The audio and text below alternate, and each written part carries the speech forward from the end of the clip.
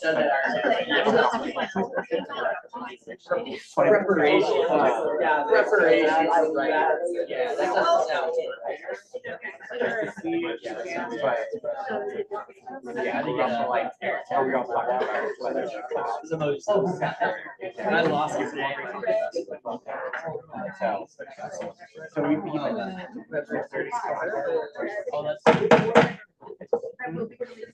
Hey, everybody.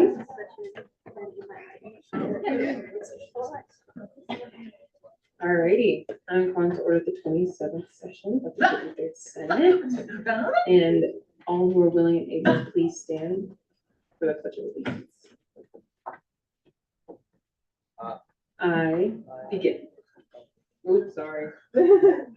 I pledge allegiance to the flag of the United States of America and to the republic for which it stands, one nation, under God, indivisible, with liberty and justice for all.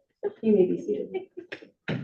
Colorado State University acknowledges with respect that the land we are on today is the traditional ancestral homelands of the Arapaho, Cheyenne, and Ute nations and peoples. This was also a site of trade, gathering, and healing for numerous other native tribes. We recognize the indigenous people as original stewards of this land and all the relatives within it. As these words of acknowledgement are spoken and heard, the ties nations have to their traditional homelands are renewed and reaffirmed. CSU is founded as a land-grant institution, and we accept that our mission must encompass access to education and inclusion, and significantly, that our founding came at a dire cost to Native nations and peoples whose lands this university is built upon. This acknowledgement is the education and inclusion we must practice in recognizing our institutional history, responsibility, and commitment. We want to swear in, is there any senators or associates? Okay, now we're going to start with beginning roll call. Just call the roll. Alrighty, Chair Bakari. Chair Kelly. Here. Senator Barrett. Senator Cole Johnson. Present. Senator Winston. Senator Tabib. Present. Senator Eby. Here. Chair Oslan. Here. Chairman Auntie. Here. Senator Hill. Present. Senator Malfire. Present. Senator Chacon. Present. Senator Snyder. Here. Chair Taylor. Here. Senator McAllister Johnson. Chair Trout. Present. Senator Davis. Here. Chair Frisky. Here. Senator Reese. Present. Senator Barron. Senator Lasser. Here. Associate Senator Alvarez. Senator Pickerel. Here. Senator Buckner.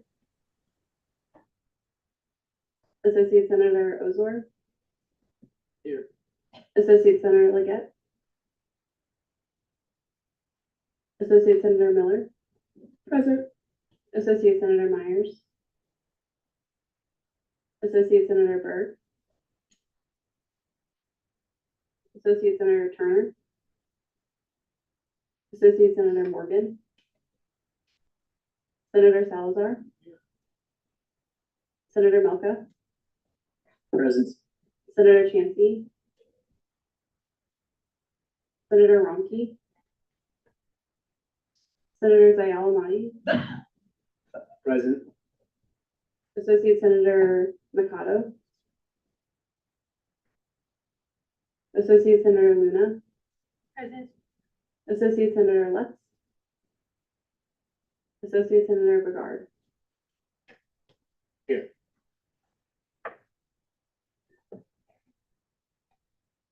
Consent agenda. Chairman Auntie. Present.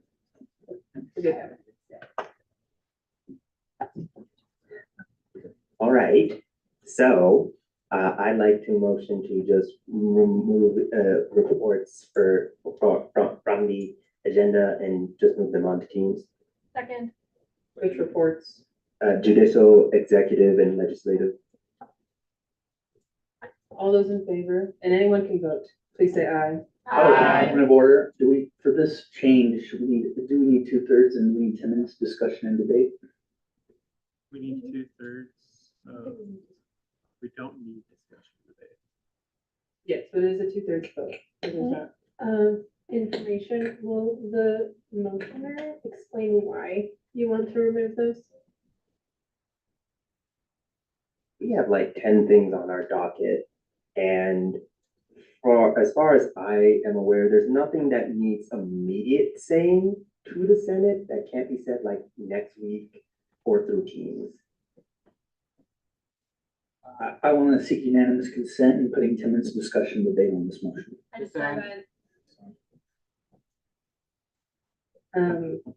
Moving forward, all those in favor of removing reports, please say aye. Aye. All opposed, say nay. Nay. Nay.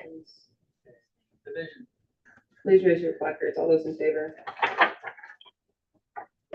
Anyone can vote on this.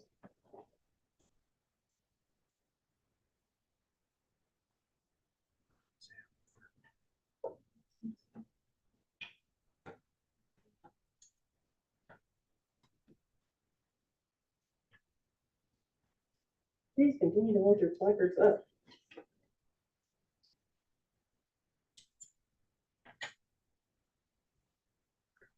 You can put your placards down.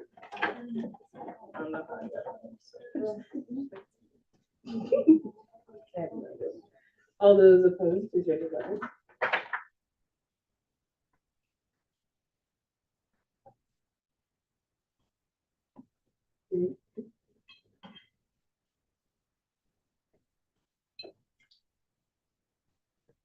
Cecily, do you know what you're voting for? Yes. Great.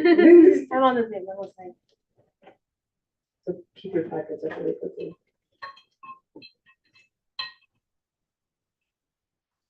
Great, so put your placards down. Abstentions? Great.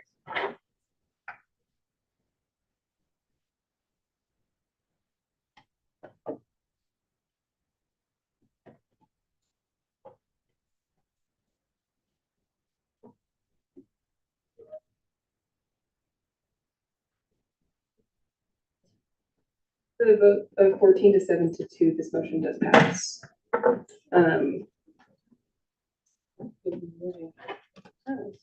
Reports.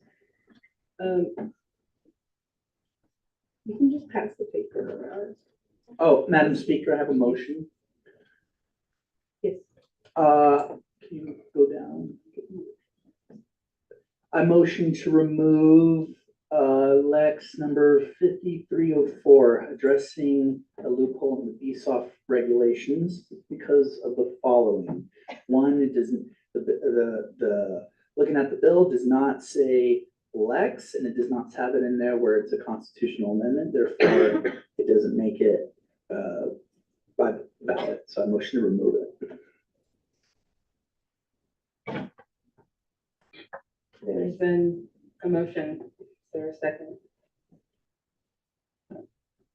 Great, this motion's unsustained. Maddie, if you want to pass the paper, you're good. You want to pass these two. Moving on. I'd like the motion to add ratification of the 2024-25 chief of staff to the agenda. Clear. Stop the government's business, please.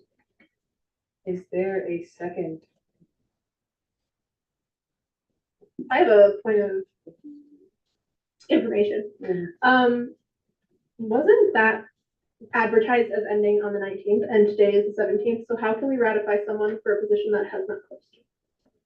The position has closed. It closed on the 14th. There was one piece of marketing materials that was done incorrectly, and that did advertise the 19th, but unfortunately that was human error on another's part.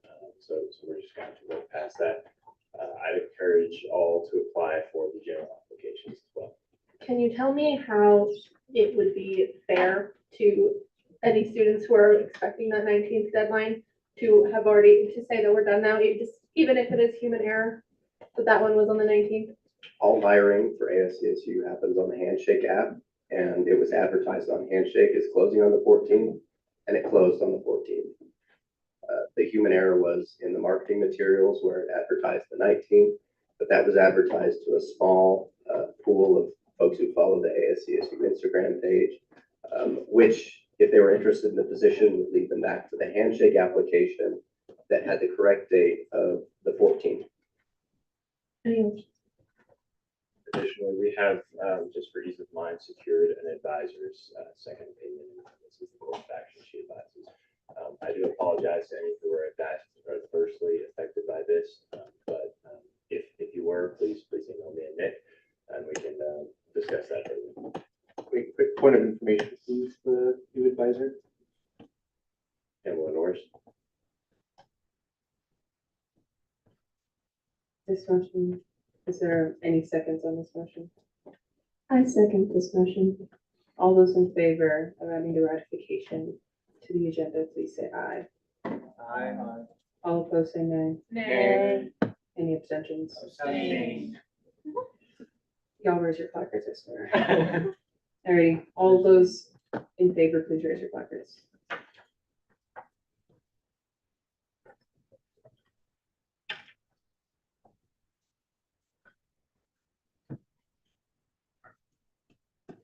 Wait, point of order. Yes.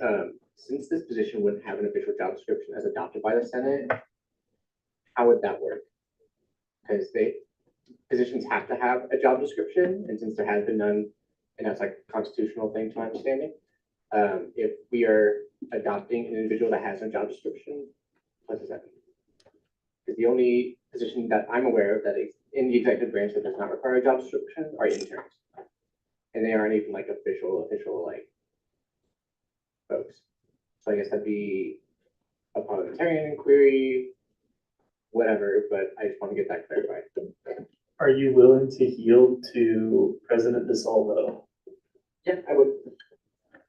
The Constitution outlines that if job descriptions are not passed yet, or if job descriptions fail, we just operate on last year's job descriptions. Not much in the Chief of Staff job description has altered from the new job description. And historically, we have always done interviews and hiring before these job descriptions are passed, because we can't rely on the timeline of the Senate when we have a week or 2 week period to hire a staff of 22 people, as well as pass a $1.7 million budget. Point of personal privilege, can you please tell me where in the Constitution says that? I'm not expecting you to have that off the top of your mind. Can you find it? If you would like to find it, you're more than. You don't get to cite it as a Okay. reason without having it readily available. It's not my job to support your opinion. Well, if you want to refute it, then it's your opportunity to do that as well. Point Senator. of order. Feel this is non-germane. This is non-germane. I will find it, but let's stop this conversation. Continuing on that pass vote, all those in favor, please raise your placards once more.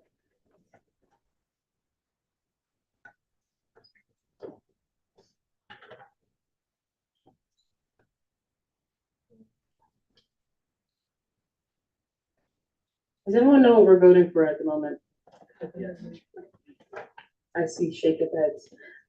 We are voting to add the ratification of next year's chief of staff onto the agenda at the top of confidence business.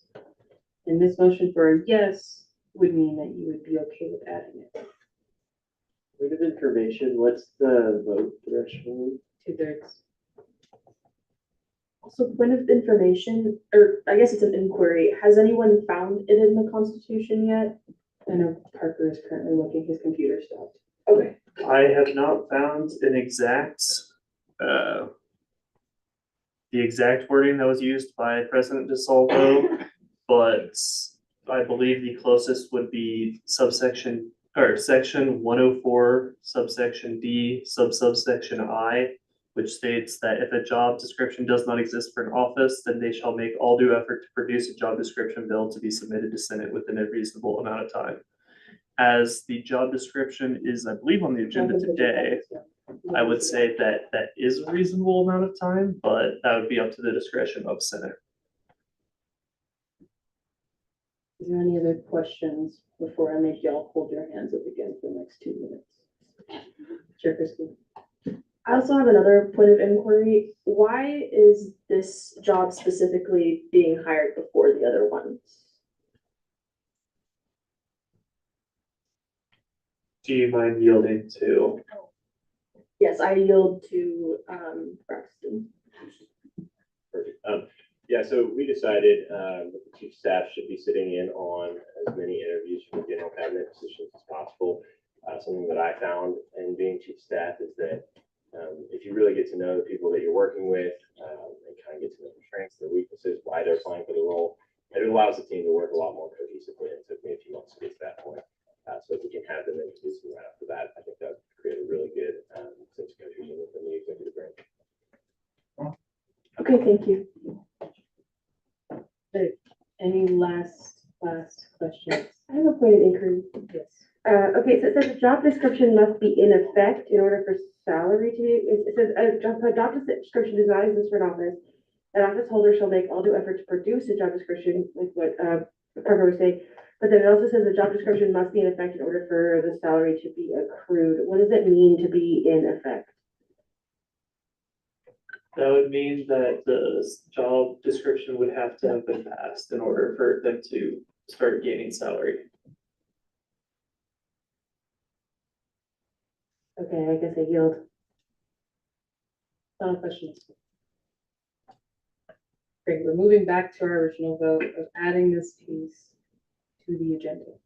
All those in favor, please raise your placards.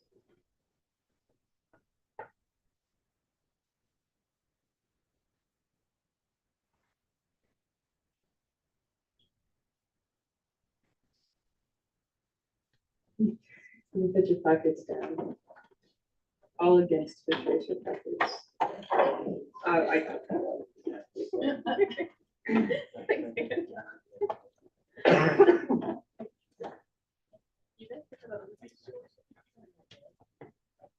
Yes, associates can vote if we need that clarification.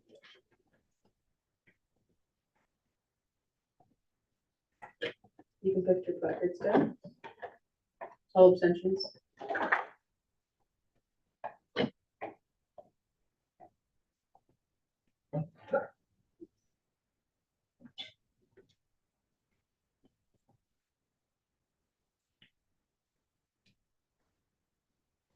Okay, you can put your placards down.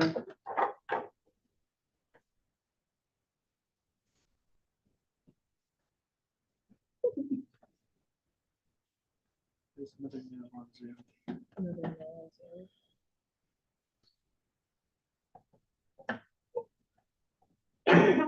With a vote of 7 to 6 to 7, this motion does not pass. Is there any other edits to the agenda at this time? Seeing none, we move, we're not having, is there anyone from the gallery who wishes to speak at this time? No, it's gone. Step 2. We're gonna talk about an event. Would you rather that we would have talked about in exec reports? Would you rather us be up front or back here is fine? All right, back here it is then. Okay. If you don't know me, my name is Hayden Deason. I'm the Director of Environmental Affairs, and I use the she series of pronouns. And then this is my deputy. Hi, my name's Sophia, and I also use the she series of pronouns, and I'm the Deputy of Sustainability. So last week I came and talked about a cleanup that we were doing last Saturday. We had 125 people come. That was about like, we were dispersed against 4 different parks, and we cleaned up tons and tons of trash. And I'm really grateful to everybody who took 2 hours out of their Saturday to come and clean up trash with us. I think it's a wonderful way to celebrate Earth Month and just be more mindful of our impact on the environment. Speaking of, here's another event that all of you can come to. This is going to be a sustainability in community roundtable where we're going to be meeting with different sustainability leaders from around the greater Fort Collins, Northern Colorado, and just Colorado community. So there's going to be a lot of really, in my opinion, awesome people there, and I'd love for all of you to come. Namely, we're going to have representatives from Congressman Negus's office. We're going to have this guy, Buford Barr, who is the COO of New Day Hydrogen, which is a kind of, I would say, pioneering hydrogen-powered vehicles in Colorado. Let's see, Tony Miyamoto, who's in charge of sustainability for Colorado State University. Who else?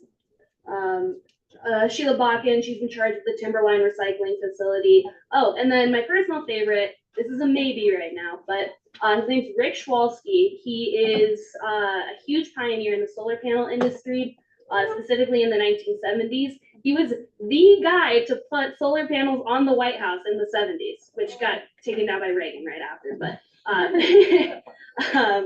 there's that, and his now deceased wife, Molly Beatty, was the first ever woman to head the U.S. Fish and Wildlife Service. So some really awesome people, very knowledgeable. I'd love it if I could see all of you there. We do need you to RSVP just so that we can get a head count and make sure that we're not overbooked for the room. Please let me know if you have any questions. Parker. I have a question that's not relevant to this event. Is the tree planting event on Friday no longer happening? So I was looking forward to planting trees. Are you talking about Why is there an Arbor Day? eye? Are you talking about Arbor Day, or are you talking about us working with the American Sign Language Club? It's asking a lot of questions that I am unsure. I was just told at one point in one of these Senate meetings that there was tree planting on Friday the 19th. Yes, so that would be the Arbor Day planting. I have not heard anything about it being canceled. Okay. As far as I'm aware, it's still on. I can send over that flyer if you're interested. Cool. And also on the 19th in Moby Arena parking lot, there will be e-waste collection. I'm sure some of you have probably had some cords or maybe some phones or other technology that you just like don't know what to do with once you're done using them. They do not go in the trash. They can be recycled, but it usually costs money to recycle them. But if you go to Moby Arena parking lot on Friday, April 19th, CSU will be recycling any e-waste smaller than a TV for free, which is a pretty cool opportunity. In addition, they will be giving away compost. So if any of you have like gardens or plants, they're giving away free compost from our very own CSU compost facility. And they're also collecting old sneakers for recycling. So those are a bunch of really, really great opportunities in order to like properly dispose of some of your waste and also get some really amazing compost. So just bring a bucket and enjoy. Any other questions? Okay, I'll see all of you next Tuesday, right? Yes, awesome. See you I've there. been told to ask, Oh. does that include batteries for the e-waste collection? Yes, it does include batteries. Sweet. All right. Have a good Senate. Sure.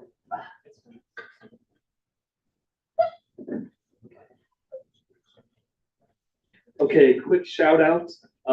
Pull up to Women's Caucus. It's super lit. Tuesdays, 6:30. Perfect. Is there anyone else in the gallery that's just gonna get this time? I just kind of wanted to give a clarification on what y'all were signing up for. So this is for spring graduates. This is asking if you want a speech during Senate next week. Yeah, next week. And then if you want a stole. And thank you to Claire for already saying I already have one, because I don't want to give out more than we have. We have a limited amount. And so if anyone didn't get this, come see me after and we'll get it all sorted for you.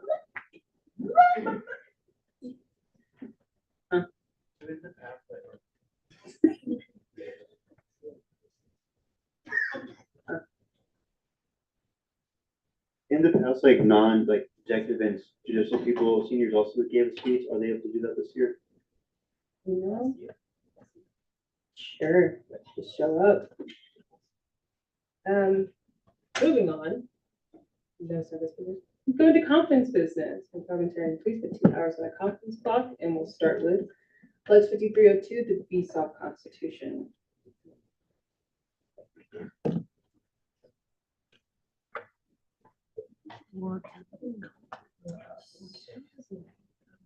It's called the third reading, I believe. Yes, it is its final reading. I just have to remember what the bill is called. Bylaws, stamps, swipes. Here it is. It's not very user friendly.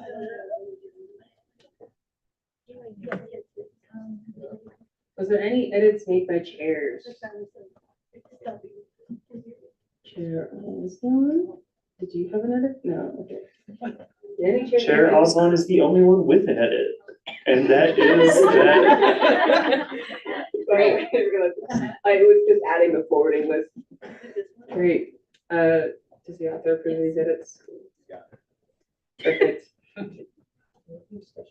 Yeah, because it's Great. discussion and voting. Great, because this is the last read, and so we're opening up the period of discussion debate with the first read placard on this piece of legislation. What information, Madam Speaker? Yes. Is this a third read? Yes, Oh, okay, thank you. Trustee Camber. I'd like to motion the previous question. Is there any dissent? Seeing that we're going to move on to voting, in order to pass this piece of legislation, since it is on its last read, all those in favor of passing this piece of legislation, please say aye. Aye. All opposed, say nay. Any abstentions? Seeing none, this piece of legislation is passed unanimously.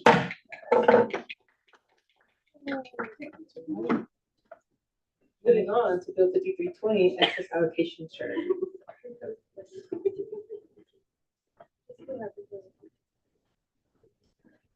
Was there any edits made by chairs?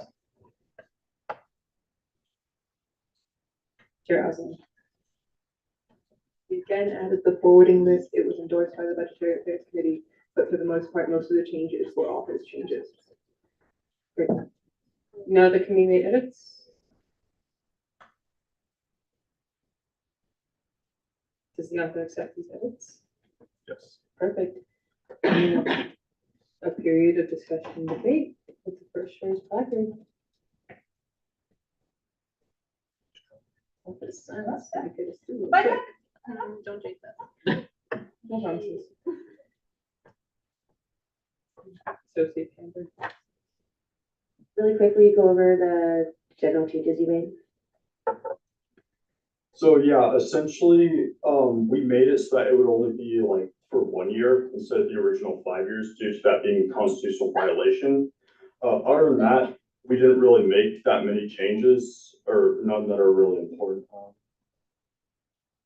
Yeah, essentially it was just making it so that instead of plural, it was just singular. Thank you, Ayo. Chair Trout. Is this on second read or final read? Final read. Final read, okay, so this would be discussion. Yes. It Okay. is. I would like the idea of this bill. I think it does have the potential of it not allowing other big things to be funded. I know in years past, we've been able to fund Rams Against Hunger with leftover funding and other services like that with leftover funding. But I think at this point in the year, typically we'd see a bill that would have the rest of the allocation and everything that isn't going to be able to make it in time. I really appreciate the work that you've done on this bill. I'll be abstaining from this bill personally, but this is a really good bill that I think a lot of folks would benefit from. With that, I'd like to motion the previous question. Any dissent? Seeing none, we'll move to a period of voting. And this is to pass this bill. All those in favor of passing this bill, please say aye. Aye. All opposed, say nay. Any abstentions? Abstain. With that, this bill is passed.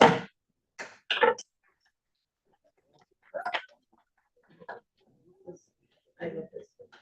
Moving on to Lex 5303, increasing ASCSU transparency.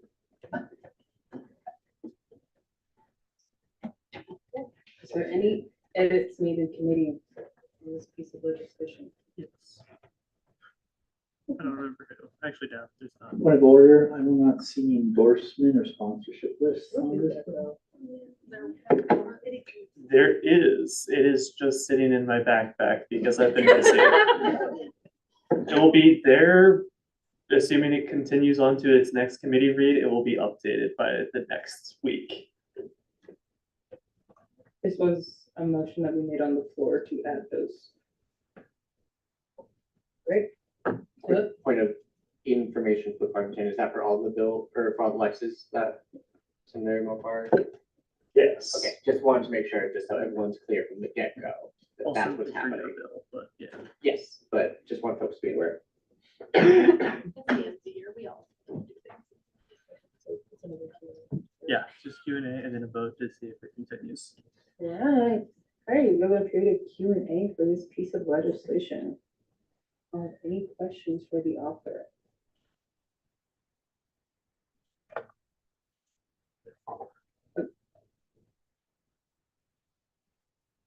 Sorry, I don't know why I just blanked. Elections manager, you wanna join us on the floor?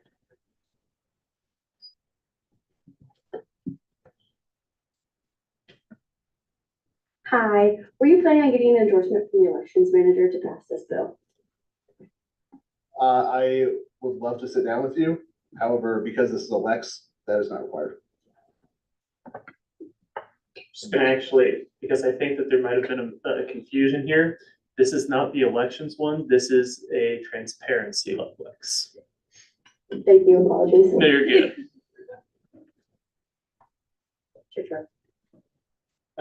So my question is more focused on implementation, and I believe I asked this when it was provided, last time we saw this, as now Speaker-elect Hayden Taylor did a very similar Lex where it was either Lex or a bill, but where we would outline how much spending we had in the Senate discretionary, and that hasn't happened yet. So I guess what are plans to ensure that that gets enacted? Do you plan to work with specific members of Senate and exec next year, or is that assigned to anybody? Yes, one of the things that I've not had a chance to add in committee yet is going to be the specific assignments for who's responsible for ensuring this is updated. Awesome, thank you. I yield. Any other questions? Seeing none. Which committees we set this to? Vote. You need to vote first to continue. You're so right. Although we need to vote to continue this bill on, so all those in favor, please say aye. Aye. All opposed, say nay. Nay. Any abstentions? With that, this bill continues. I still forgot which committees I sent it to. Great, which means it goes to DEI and budgetary. Whew. Moving on to the next one. This one is Lex 5304, addressing a loophole in BSOF regulations. This one. Yes. No. Not that one. This one. Senator. Oh. Sorry, just gonna wait for Q. Great. Committee edits. Any committee edits? Awesome. We added the names. Great. Any other committee edits? Seeing none. Does the author accept these edits? Yes. And now we open a period of Q and A first for this packet. Senator. Do you maybe feel that this particular bill is an overreach in ASCSU? It's kind of like saying, hey, we're gonna selectively choose which student organizations we're gonna fund and which one we don't. I mean, in my mind, all student organizations should have the same equal opportunity to receive, funding and whatnot. I think this bill is kind of is a sense of, any ASCSU involvement, you won't get funded and all that. Do you think that this is that's fair? I do agree that every student organization should have the access to funding equally. However, this is not the case. ASCSU is specifically a student fee area and has access to funding that no other student org does on a scale that no other student org does. I think by clarifying that this is specifically meant for non-ASCSU student orgs ensures that orgs that may not be prone to interact with us are more likely to receive funding. Okay. And are you aware that all organizations technically under CSU are considered ASCSU? Because ASCSU is every student, all 30, how many the population is CSU now, but all 32,000. I do, which is why the section that's on the screen right now, therefore clause, clarifies exactly what is considered an ASCSU event, which is using planning from an official of ASCSU, which is very narrowly defined in our constitution. Was this discussed with executive members about this? No, it was not. Some questions I have. Neil? Chair Frischke. My question was, did you work with BSOF at all for this bill? No, I did not. Okay,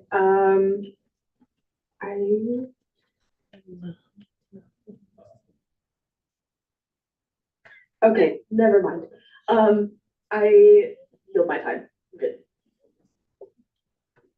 Thank you. Senator Reese. Is it okay if I ask a question for not the author? You made that face at me last time and you let me do it. Who were you asking a question to? I want to ask a question to Director Duffield. You can ask, but he doesn't have to answer. Cool. Sorry for making you talk after you told Whiskey you didn't want to talk. So has it ever been precedent that like BSOF has had any like ASCSU org cut the line in any way? Has there ever been an abuse of power precedent like as historically?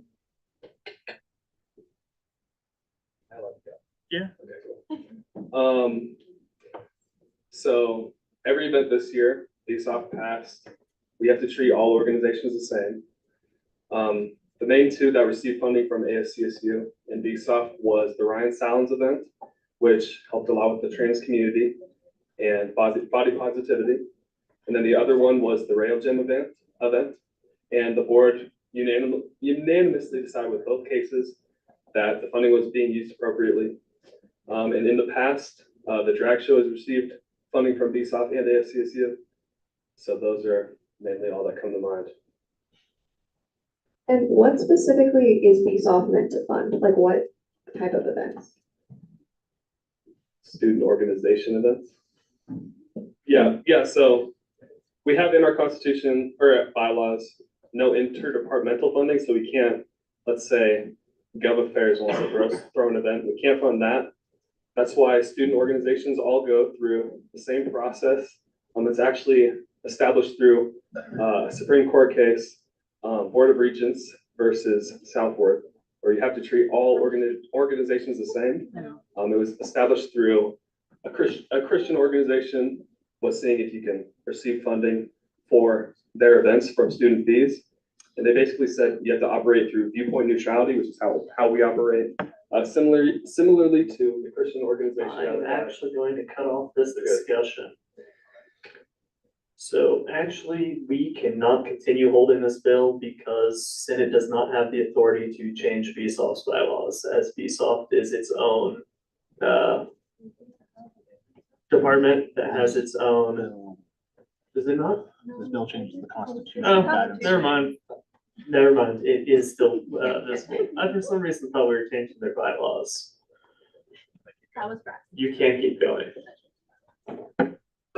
Like I was saying, Board of Regents for Southworth, it was like a case about can you fund a Christian organization with student fees? That's like a student organization. And they found you have to apply viewpoint neutrality, which is what we're trained on. That's like the financial training. We actually went through that this Tuesday with Holly Braza, the advisor, on what you can fund, what you can't fund through viewpoint neutrality. And I also think the case is very similar to funding the Christian organization that applied for Rail Gym.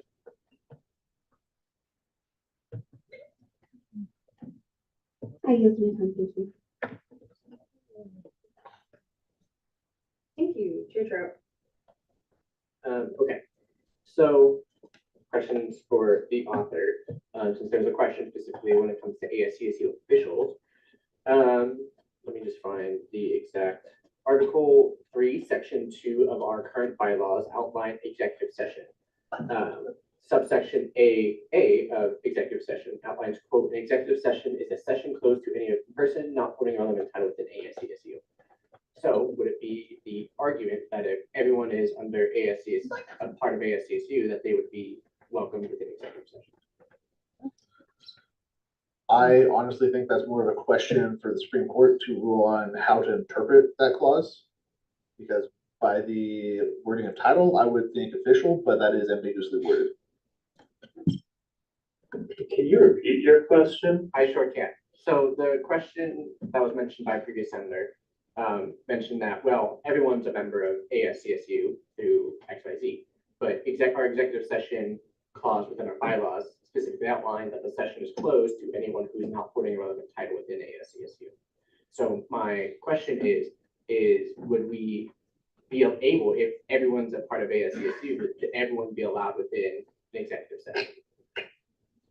From what you said, a title relevant would mean that they must be an official of ASCSU, and official of ASCSU is defined in our constitution as being a part of the Senate executive or judicial branch. So that answers that. So in terms of where an ASCSU official acts in their official capacity, that tracks. And then with last year, with mentioning of the drag show, do you remember what happened last year with the drag? I can inform of what happened a little bit more. If I recall correctly, it originally went to BSOF, but because of the BSOF bylaws, there was not enough time for that to get funding from BSOF, so they came to Senate to seek funding instead. Yeah, so essentially what had happened was it was either BSOF had fully had their bylaws figured out or they had just gotten members established. I don't remember entirely what it was, but there was something within their rules that said we cannot fund this in the timeline that we have, not on the fault of the student organization, but just because poor timing. That is why ASCSU funded the drag show, and since it has gone through other funding venues besides that. So wanted to clear that up for folks who still had questions and thoughts about that. But with that, I yield. Thank you, Associate Camber. Okay, I have a few questions. One, could you clarify maybe what your reasoning or why ASCSU, who distributes BSOF funds, is BSOF money, why it would be improprious for us to self-feed our own events? I think from just a transparency viewpoint, for those who are not familiar with the internal workings of ASCSU, seeing that we're allocating funding to an event that we're also funding from, say, the legislative discretionary budget, it looks like we're funding our own event, whereas this is meant to fund other organizations. So that's just from a political visibility standpoint for our student body. Also, were there any organizations that applied for but didn't get funding while ASCSU was able to fund its own event? Once again, this year we have run out of funding with BSOF. I think overall ASCSU has funding that far exceeds the amount that we allocate to BSOF. So any events that we wish to host as ASCSU, we have the funding for to ourselves. Okay, I think that's all that I have for now. I yield. Thank you, Associate Luna. I have like an understanding of this bill, and I just want to understand if this is like synonymous with what the bill's like language is. So to my understanding, BSOF is comprised of ASCSU members. So therefore you could say that hypothetically ASCSU member that isn't a member of BSOF would then have a conflict of interest, and there could theoretically like utilize their power for ASCSU reasons, and which kind of would like have an imbalance in between ASCSU as being just another student organization. So would you say that this bill is to promote equity among student organizations that are receiving BSOF funding? Yes, I think currently our board is doing great with viewpoint neutrality. However, who can predict the future of the board, in 2, 3, 10 years? And this helps to draw that distinction between the oversight functions of ASCSU as a larger body over BSOF and the function of BSOF. Okay, thank you. Thank you, Senator Hill. I'll motion to exhaust the speakers list. Second. All those in favor? All those in favor, please say aye. Aye. All opposed, say nay. Nay. Any abstentions? Same. So the ayes have it. Did you have anything else to speak on? Great. Chair Kelly. If people are left over speaking this, I will yield. Great. Chair Taylor. understanding in the BSOP bylaws, people have to abstain when they have like a conflict of interest. Is that the case? That is the way the BSOP bylaws are currently written. Okay, and so then why do we need the additional, I guess, oversight of Senate if like not having that? Because anybody involved in like ASCSU would have to abstain on funding dealing with ASCSU, wouldn't they? Yes, but that is also assuming that they choose to abstain as they're required to. And BSOP bylaws are much more easily edited than the Constitution, so it'd be very easy to take that out of the BSOP bylaws in the future. Thank you. I yield. I have a point of inquiry. So if I understand correctly, and it's been a little while since I've looked at the BSOP bylaws, is it not 50-50, half ASCSU and half students outside of ASCSU? 40% in which direction? 40% outside ASCSU and 60% inside ASCSU. So wouldn't it mean that if ASCSU members all abstained, that they would not meet quorum?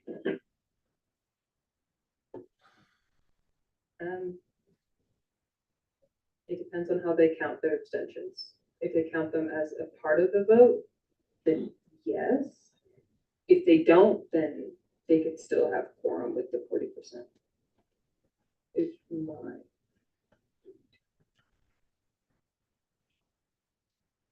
Can I yield to Director Duffield? So I'm just gonna interrupt here. Because of the new constitution we just passed, there is now no requirements on 40 or 60%. So the question is irrelevant at this point. He's just saying because the Constitution kind of supersedes all of the documents. So even in your bylaws, if it says say 40%, you technically don't have to follow it due to the Constitution. That's what he's getting at the moment. Associate Camper. I hate Jenna putting the quick, so I'm done with it. Yeah, just a quick point of clarification for folks. Just because someone abstains doesn't mean that we lose quorum in that case. So that's at least the same with the Senate. It'd be a little silly if we talked to the same thing, where I could still, for example, abstain from a vote, but if we did a quorum vote for whatever reason, I would still be able to vote present and here. I'm still here. I'm just abstaining from that particular vote. So that wouldn't upset the quorum, even if folks do have to abstain from that. Sure, Kristen. I just have one quick question. Why did you not work with BSOP? That's just like only reservation about that. And that is not like just like, not wording it well, but like it could have been integrated into maybe the bylaws. I don't know if that's true, but that's just off of my top of my head. And if it was just like an oversight, something like that, I'm not thinking of malicious intent, but Honestly, it came down to time constraints. I do feel like these kind of informations are used as Q and A, and I. This is her Q&A time. She was on the speaker's list.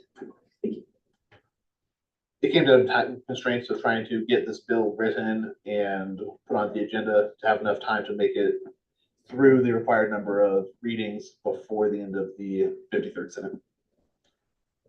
okay, thank you. I yield my time. With that, we end Q&A and move on to a voting period to have this piece of legislation continue. Does everyone know what we're voting on? I'm gonna assume that's a yes. So Point of inquiry. Okay, a point of inquiry. Does it need a third reading, or is it just this is we're voting passing it? Needs a third reading. Okay, amazing. Alrighty.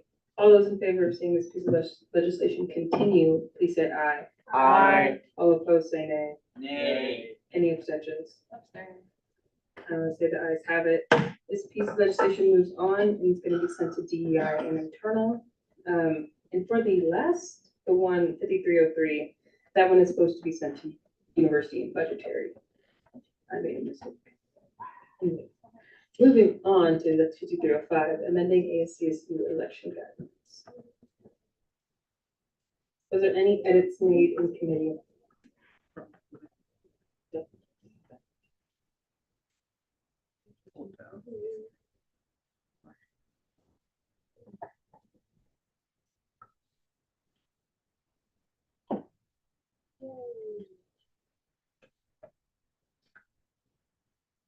The committee chairs remember any edits they might have made to this piece of legislation.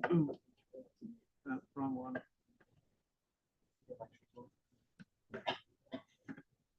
Alrighty. This is this. There we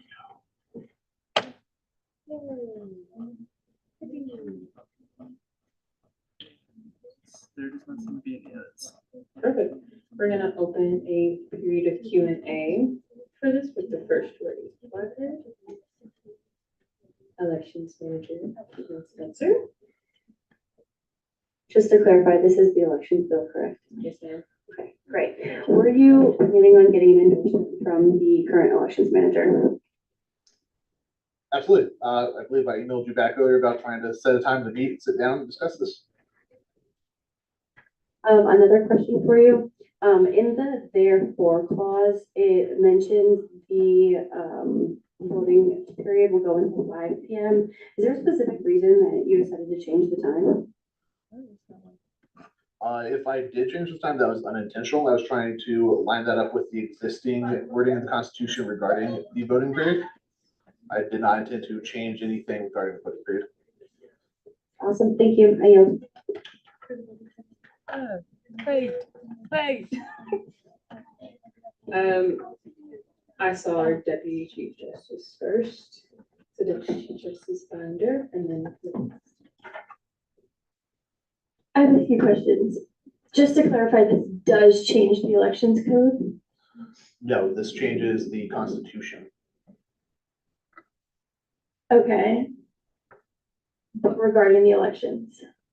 Yes, it seeks to clarify different voting windows in the same way that the voting period is. So as far as orientation window, application window, and actual campaigning period. Okay, I yield. Thank you. Senator. Thank you, Madam Speaker. So, a couple things. First off, election manager, the elections committee is a very neutral stance, right? And as the Senate is a very partisan, very political, pretty, I would say kind of, a little, as it's meant to be, or not, I don't know, but anyways. Do you think maybe us telling a non-partisan or a neutral body how to run things, you think that's a little overstepping ASCSU Senate's powers? This doesn't change anything regarding conduct during the election. This only clarifies for continuity from year to year the actual time windows for each major milestone of the election, as well as clarifying better the requirements to fill each of these positions by bringing the GPA requirements up to line with the good academic standing that's applicable to both grad students and undergrad students. All right, thank you. Is there, sorry, Chair Kelly.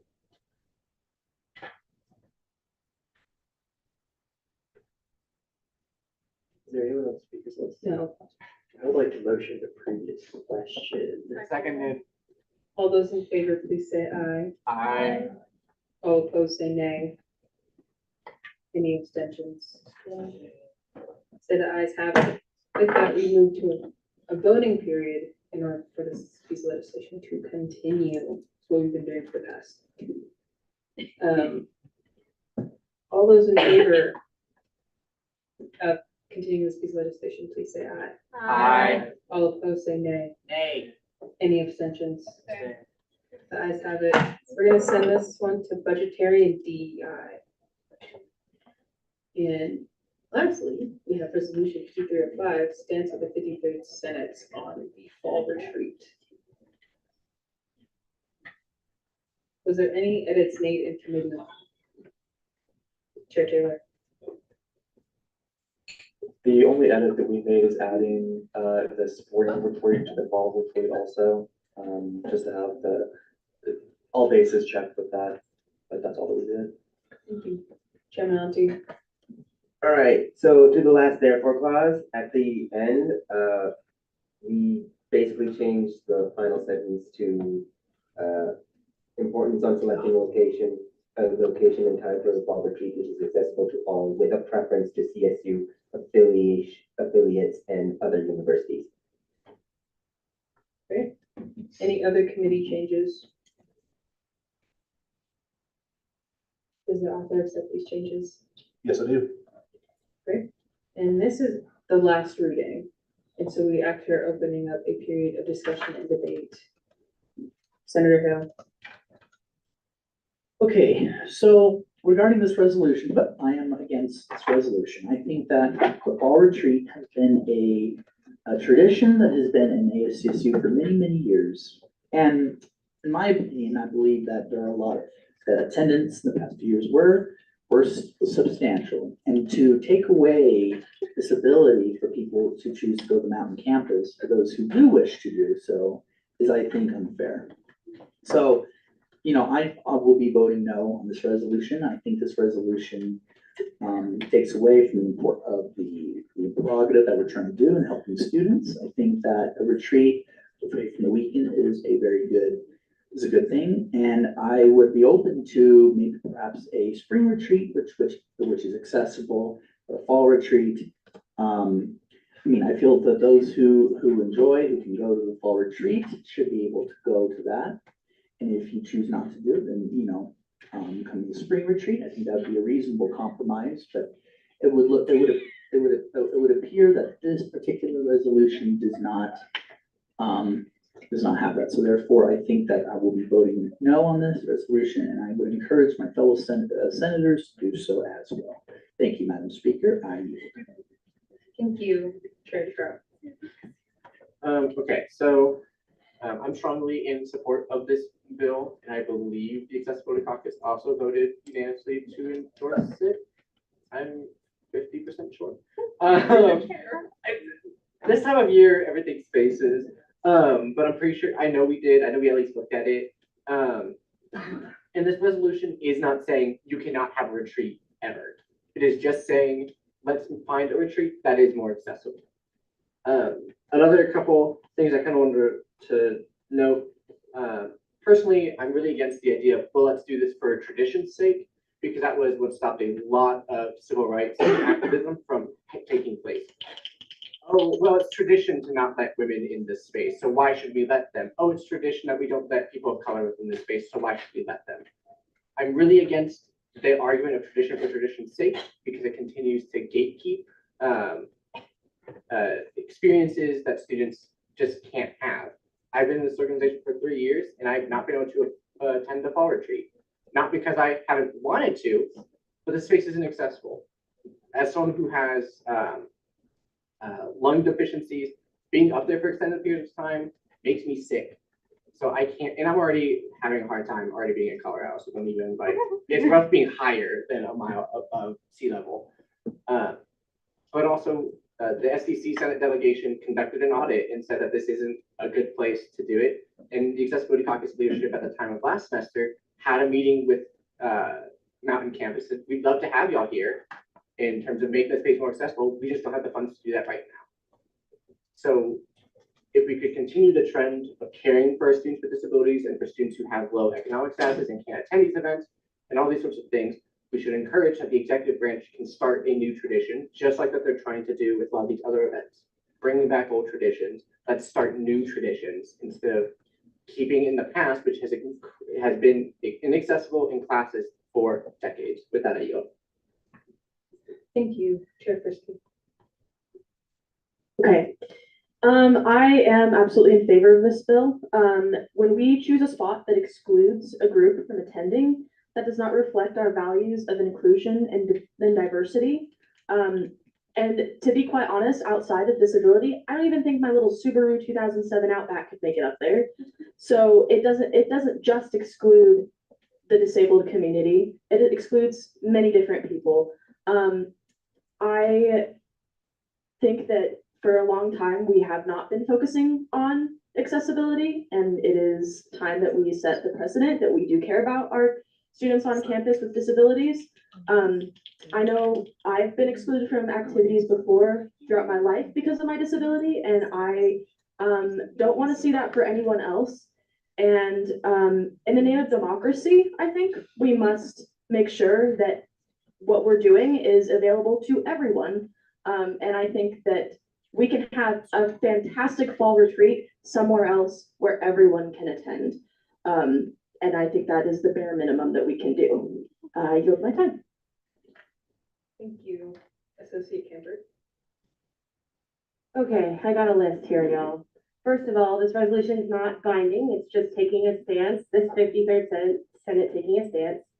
If y'all think back to my very first Senate session, we had someone up here whose job description had required them to attend the fall retreat. They were not able to attend.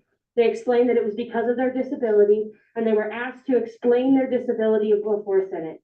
My very first Senate session, we already saw discrimination against students with disabilities, which prompted my lengthy speech the next week and has really been the reason to kick off the disability advocacy work that I've done here. Second of all, another thing that was stated was, well, Senate historically doesn't show up. Well, if you want Senate to show up, why would you continuously hold an event where Senate specifically is being excluded? I have on record from a prominent executive member stating that they are okay with sacrificing the 1% for the needs of the 99% in the name of fun and tradition. And I think that that's essentially the definition of bullying. This also excludes not just disabled students, students of low socioeconomic status, student parents, RAs, any other student employees that are doing work the week before we come back to campus. And then my last point that I really want to hit home is that this is technically still a part of public forum, and being exclusionary in that way violates the First Amendment. Thank you, I yield. Thank you, Chairman Auntie.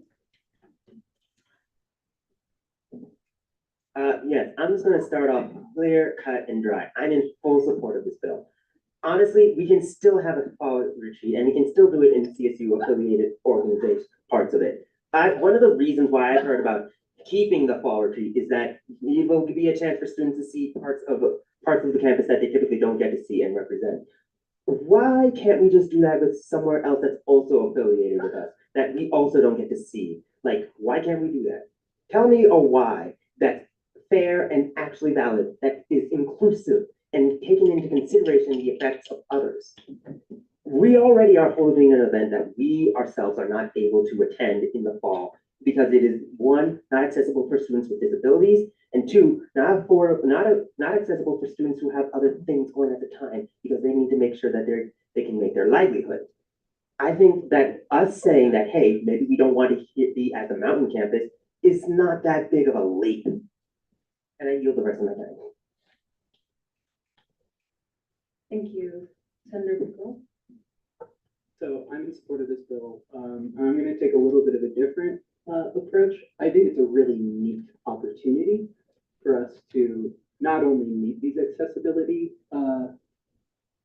requirements as they should be, but it also allows us to jump into exploring other opportunities to involve ourselves with other campuses that aren't necessarily just CSU affiliated. We could go talk with CU, we could go talk with other colleges that exist. We can go to SPUR, CSU SPUR, because when we talk about going to a CSU Mountain campus, why aren't we going to other campuses that we represent? I think we should really explore out these ideas. And added benefit, we'll definitely be able to get some accessibility out of all of this. I'm gonna take that as a yield. Senators. That was such a cool take. I liked it a lot. With that, I like this bill. I like what it stands for. I support what it stands for.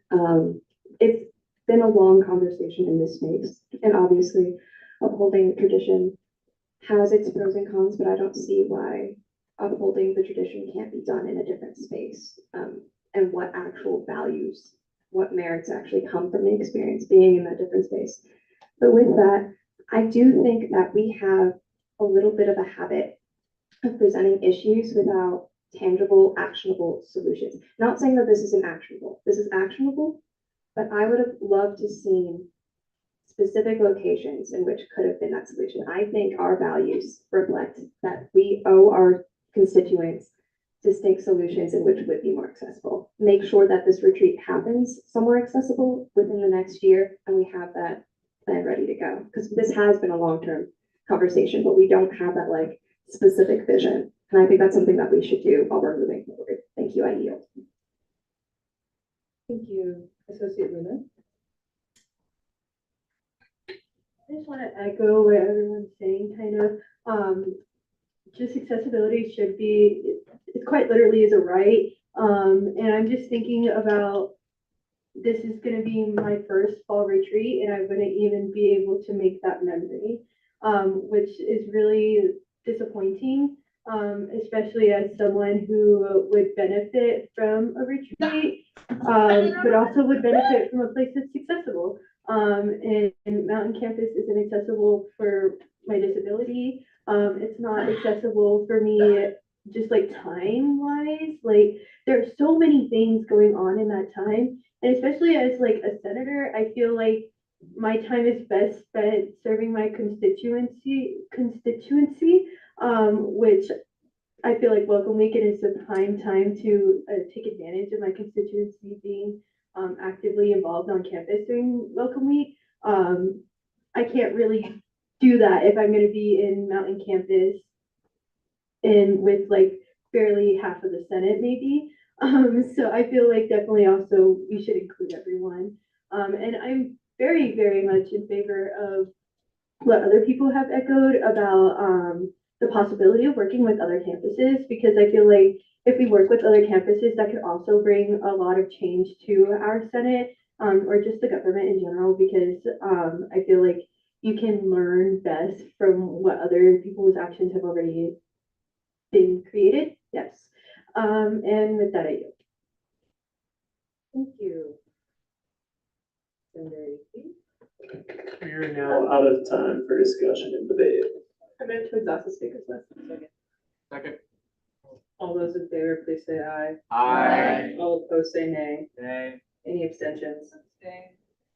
We're going to exhaust the speakers list, continuing on this debate. Okay, I just want to read the preamble of our Constitution. We, the students of Colorado State University, hereby establish a government by the students, for the students, based upon the principles of equality and inclusivity for all, to participate fully in both its formal and informal activities as our right to the liberty of our own education, our right to liberty of our college years, and our right to govern our own lives in the pursuit of becoming better educated peoples of the world, to establish this Constitution of the Associated Students of Colorado State University. Tradition of having community is great, but not insofar as going against our own values and our own preamble.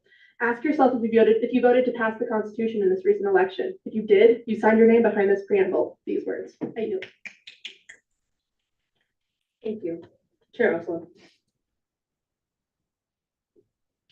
Entire spiel. I do stand behind this resolution because I do think that there's a lot of problems with holding it at the mountain campus and also during the time of year.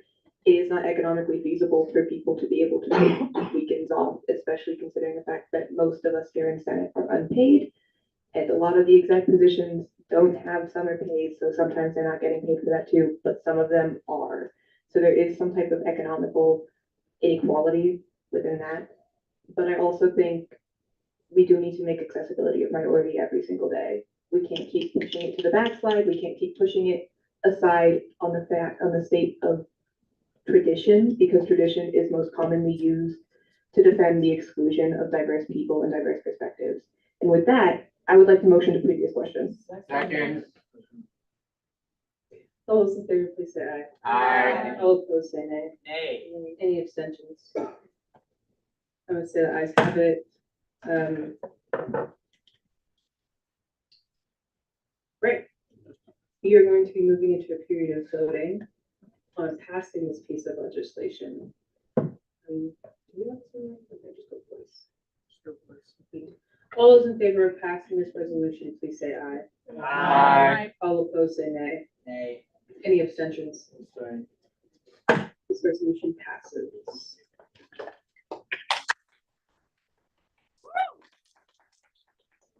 Some new business, resolution 5306, support of the Minnesota's housing and dining. Do we have an author here with us? Can someone please get Ben?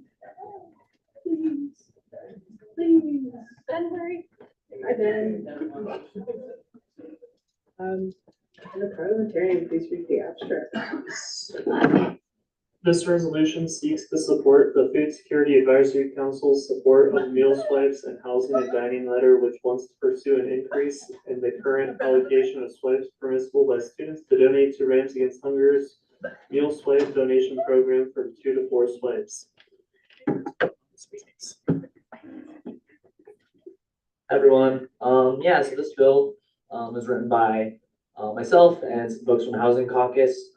We meet every Friday at 4, just to talk about issues in regards to housing, and stuff like that. So yeah, this resolution is just seeking ASCSU's signature and support, for this letter by RHA, or not by RHA, sorry, but Food Security Advisory Council. So yeah, does anyone have any questions?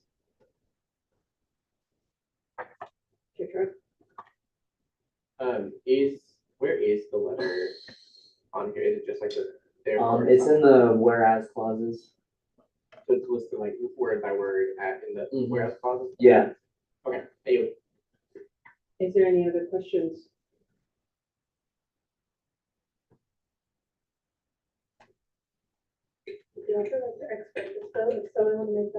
I would, and I would like to add, some names, in the portion where we, at the very end of the bill, yeah, Oh, at the end of the bill, at the end of the resolution, yeah. Some folks that we need to forward the bill to, so, I could amend that, that'd be great. you're an author, so you're full. Oh, Right. sweet. I would just say you give the list. Oh, You yeah, can awesome. Type it up. And then we need that motion. New text for this legislation. This is for y'all to decide. We are going to do a vote on if we should expedite this piece of legislation. So that's what we're doing on the vote right now, and everyone can vote. So all those in favor, please say aye on expediting this piece. Aye. All opposed, say nay. Any abstentions? Great. We're gonna expedite this piece of legislation, which means we go straight into a period of discussion and debate. Very proud. One of the really great things that ASCSU has consistently done over the last couple of years is be involved in the conversation of food insecurity on campus. We funded the food pantry, basically from scratch. We have funded many different initiatives on campus with ASCSU funding. That would not be possible without the folks at previous generations, basically. And I think it's really important that we continue this tradition and sign our name onto this. I was gonna yield to previous question if I see Chair Bukari of the Housing Caucus and his hand raised too. So with that, I yield. Yes, well, I'll add him. Senator Mocha. Thank you. I definitely, what I see on this is like one of my favorite things that I've seen so far this semester. So I'm definitely a really big fan of this, and I think this is something that's needed. Lots of kids are hungry, lots of people are hungry right now, so I'm super happy to see something like this. So I would like to ask if I could be added as an on the endorsers list. That's good. And with that, I yield. I don't want to take up too much time. Thank you. Chair Taylor. Food insecurity is something that impacts a lot of people at college campuses nationwide. And I think that this bill is a fantastic way of addressing that issue. So this has my complete and total support, and I hope it has the support from the Senate as well. I yield. Thank you. Chair Bukari. Let's see, is this working? Oh, you can't hear for us.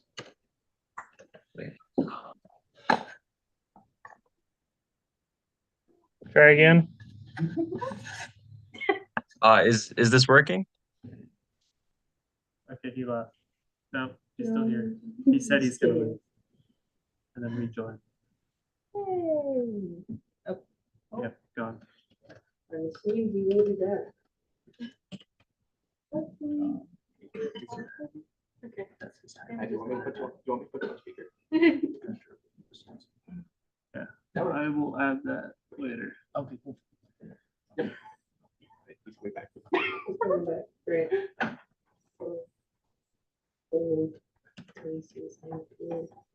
want to make a motion to add names onto the endorsement list, or just like if folks want to like raise their placards to be added on, would they also be okay with that? Yeah.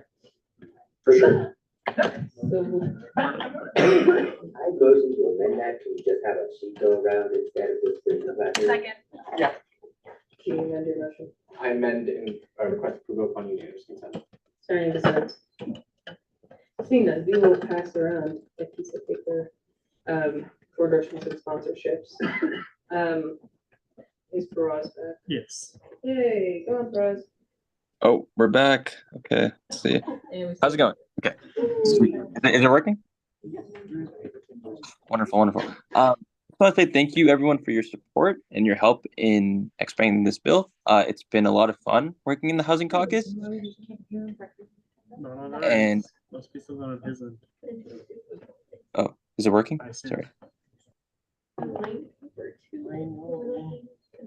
Yep, it's connected unless they got unplugged.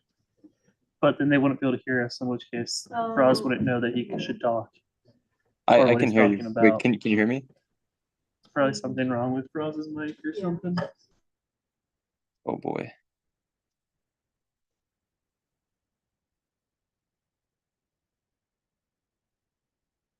Come on.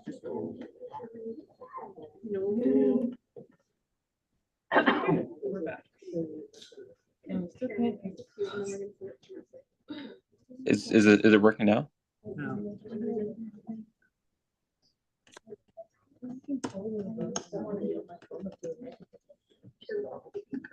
Hello? It's the wrong person.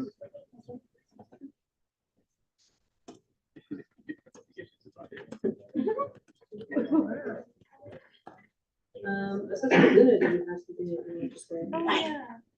Oh, Faraz is on the phone. All right, you're on speaker. Is it working? Yeah. Okay, wonderful. I just want to thank everyone in your help in this bill. It's been a lot of fun to work on this issue. And I think it just goes to show like the importance of committees and caucuses. I would implore you all to also like send your problems, your people, all the above for a caucus. We welcome them with warm arms. We provide both a venting space, but also a space conducive to change.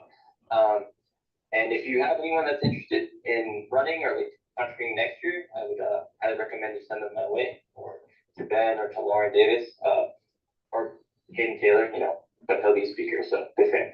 But thank you all for your support, and I look forward to seeing you all in the caucus this Friday. There won't be pizza this time, but you'll have me and Ben. So I yield. Thank you. Okay, bye. Faraz, Associate Luna. I had a question. If, with this conversation, are you looking to possibly also, expand the program, like making it so that like hopefully that since we're increasing it from 2 to 4 swipes, that means that more students can have access to it? Cause I know there's like weird logistics right now. Oh, sorry, I yield to them. Yeah, so, the letter, currently, all the Food Security Advisory Council right now is asking is, increasing that number that folks can donate from 2 to 4. Just because that's like kind of a middle ground that they would like to see. But that's not like, like end all be all. In the letter, I think it does say, that they would accept like, a larger increase, if housing and dining would like to do that. So yeah, this definitely is at the end of this conversation. I think on that note, I think it does highlight the importance that, folks in ASCSU and outside of ASCSU, not only continue these discussions, but do go to Faraz's point, do attend Housing Caucus, University Affairs Committee, Budgetary Affairs Committee, and just all these internal, like, ways to facilitate dialogue that ASCSU has, because this, food insecurity obviously won't stop, being an issue. So I encourage folks who will still be in the organization, to continue that discussion, because it's really important. And a lot of folks, will hopefully have the institutional knowledge that's needed to continue that discussion. So yeah, does that answer your question?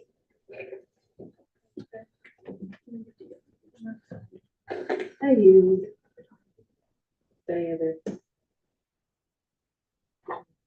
Sure. Sorry, I'm back again, but Chair Carr just texted me, said also the last donation week gained 2,800 swipes from students, which I think shows the incredible outreach. I think we can see that number double. So this is a really big thing. That you. Seeing no more, we're gonna move into a period of voting. Chair Trout, Madam Speaker, I'd like to approve this resolution with unanimous consent. is there any dissent to that? Seeing none, this resolution is approved with unanimous consent.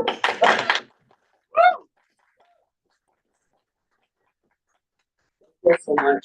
I'd obviously like to thank Housing Caucus, everyone who attends, everyone, in Senate, and the Food Security Advisory Council, because without them, this letter wouldn't be possible, and all the work they do to, encourage, that food security be a top priority at the university. So I'd also like to thank, Michael Bletron, and all the folks involved in Rams Against Hunger, because they're really doing some good work. So yeah, thank you.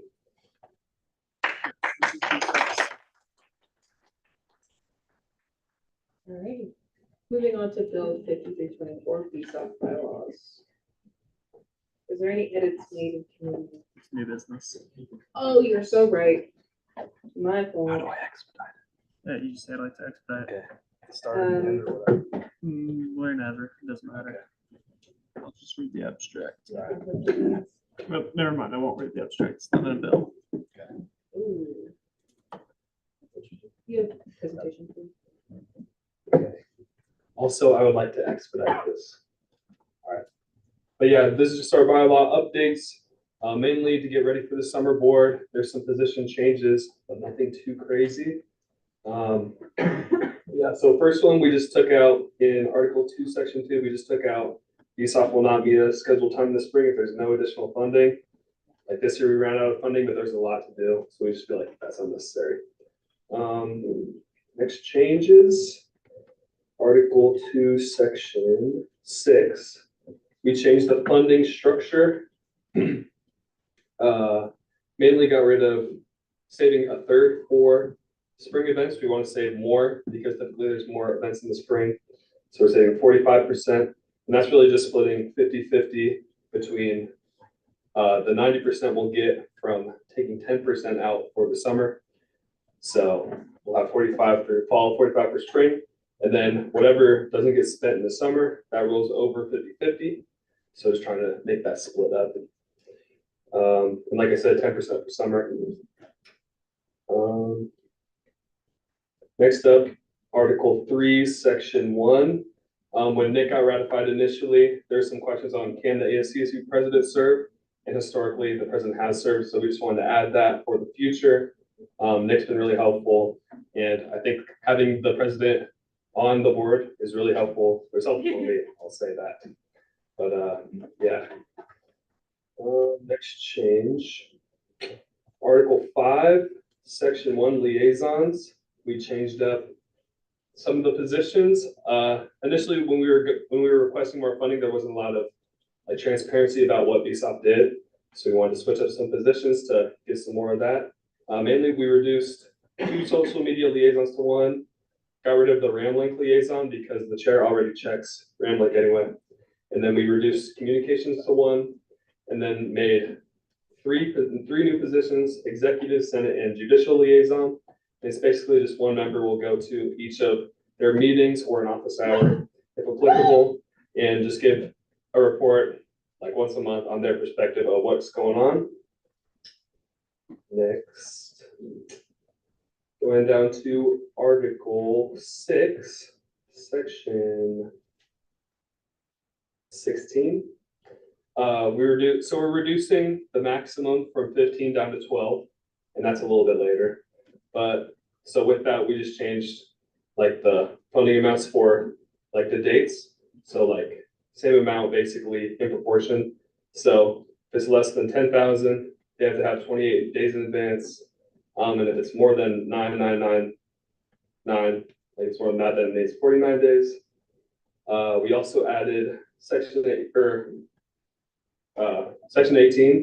If we thought that if an event is under 1,000, we thought that student orgs shouldn't need any co-sponsorship. And then we kept pretty much everything the same. Between 1 to 3 needs 10%. Same thing, 3 and 7 needs 20, and then 7,000 up needs 30. We also added, we want to keep like records of attendance, and other metrics, like general details, breakdown of costs for future directors. So we just added that in for the director to keep track of. All right. Section 3 or 4. RSOs are eligible to obtain cumulative maximum. That's what I was saying. 12,000 down from the 15. Let's see.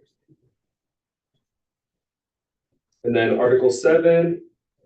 This is about the summer board. We said up to $3,000 of funds coming from VSOP for each event. Yeah, viewpoint neutrality. We have 8 out of 10 of the board members trained right now, and we're going to get the other 2 caught up, like we were saying. Anything else? All right, I think that's all. Also, yeah, expedite, please. Do a quick point of order. Since it requires to be a bill, I assume that requires bill formatting. So parliamentarian, please don't hate me pretty, please. We could do the bill formatting really quick. Like now? Not post like adoption. Okay. I'm sure BSOP sponsored it, so I think that clears that up. And if NHG sponsors endorsements, I'm sure that's fine too. But could you do that post just for record keeping purposes? Thank you, sir. Thanks, King. Love you. Thanks, Bestie. Then actually you can make that motion yourself. Okay. Motion to put it in bill format. Yes, BSOP endorsed it. That one? Your expedition. Oh, okay. Motion to expedite. All those in favor of expediting this bill, anyone can vote. Please say aye. Aye. All opposed say nay. Any abstentions? This bill will be expedited. I will first say, if there's any questions you have for the author, we will do those now with the first record. Is there any questions on this piece of legislation before we move on? Great. Seeing none, we're going to move into a period of discussion. Thank you. We're going to move into a period of discussion and debate. Senator Hill. I think this is an amazing bill. Yeah, it's amazing. I motion previous question if no one else has anything. Apologies. What did you say? I said it's amazing. Move motion to previous question. Great. All those in favor, please say aye. Aye. All those opposed say nay. Any abstentions? Great. With that, we move out of a period of discussion and debate. And we're going to move into a period of voting. Madam Speaker, Yes. I motion to approve this bill for unanimous consent. Is there any dissent? Seeing none, this bill is approved with unanimous consent.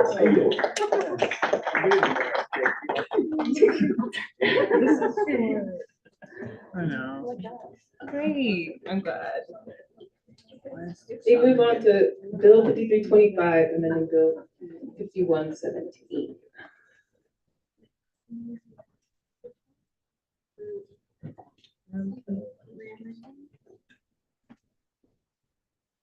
And the parliamentarian is your sure. Okay. This bill seeks to allocate $35,850 over the course of 3 years in $11,950 per year increments to the Growing Food Security Project to ensure that they can continue and further expand their operations. If you have any presentation or whatever you want to expand on this. I this is your do. time right now. Yeah, do you have it? I'm not sure. Yes, I do, somewhere. Yeah, take your time. Other presentation. Has a document. Like 10 seconds. Yeah. Do you see that? I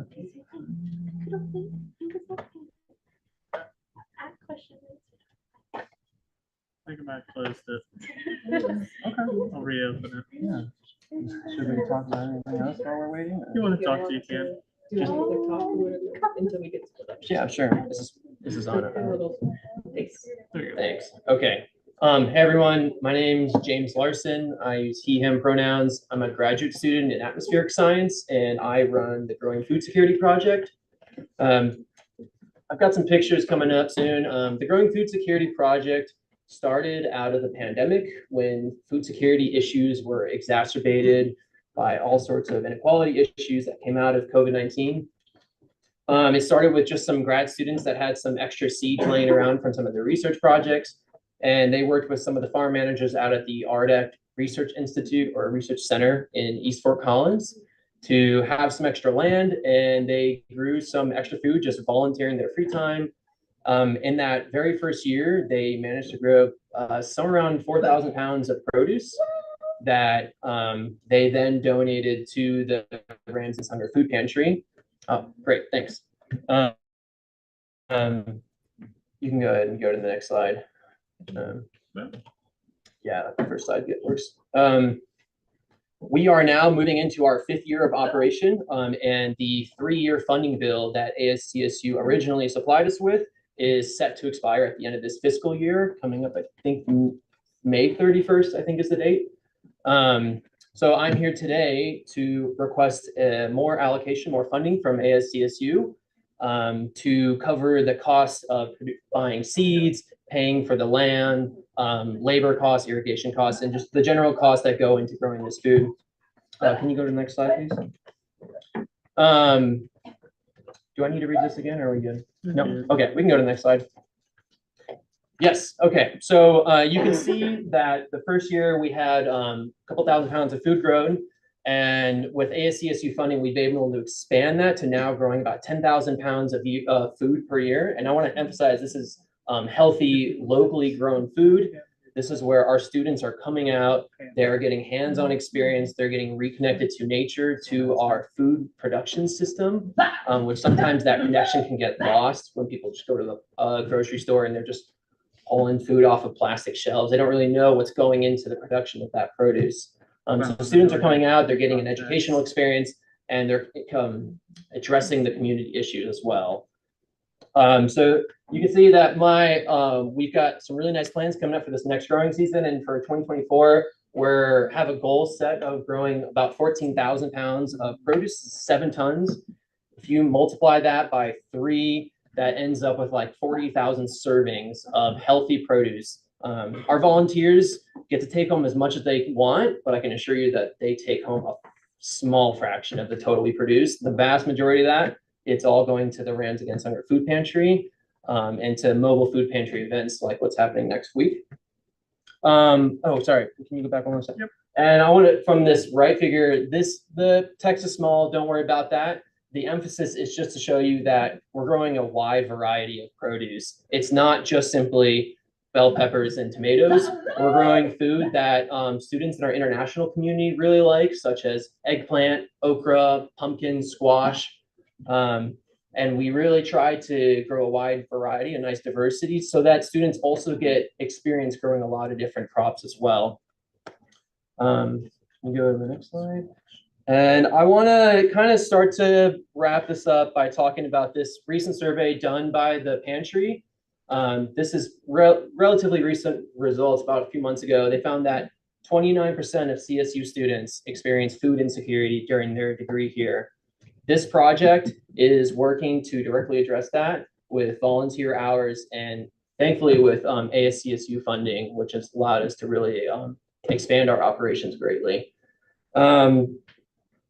This healthy fresh produce that we grow, with it going to the pantry, when students are able to go there and not just come home with your general canned goods, when they're able to come home with really nice produce that has been produced and harvested just hours before, this is a dignity affirming experience for people, right? That they don't see the pantry as just this like leftover products. Really what's happening is they're going into the pantry to get this high quality produce, making it more of this like grocery store experience, this experience that people are going to feel good about going to, which is, I know, a big issue that the pantry is trying to address at the moment.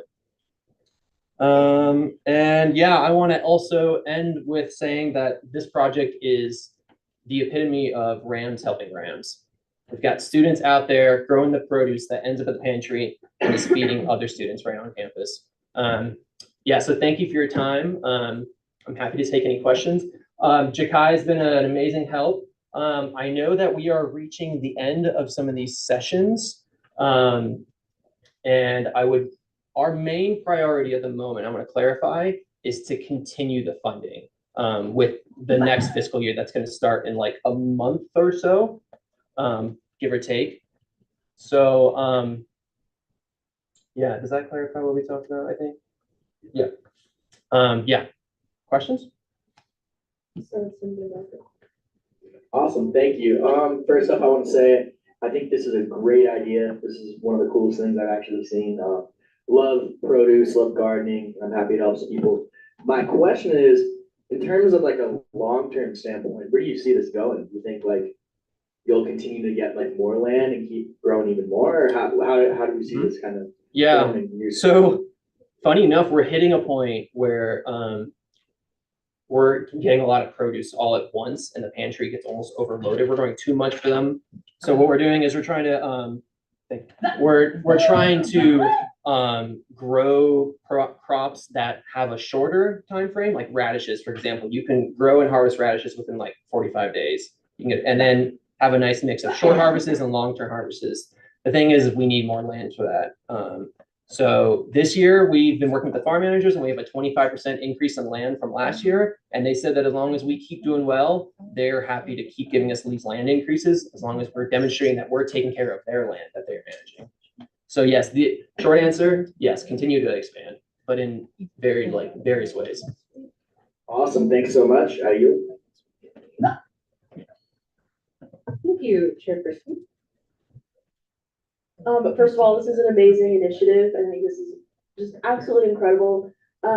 My question, or just to clarify, you're asking for the 11,950 from next year's budget, correct? Not this year's. Correct. Yes. So the fiscal year that we are currently in is the last year of the old bill. Bill 5117, I think is the number. And so I'm here to request that starting in the next fiscal year, which is like in 4 to 6 weeks or something, the funding just continues. Gotcha. Okay. Yep. Thank you. I yield my time. Yeah.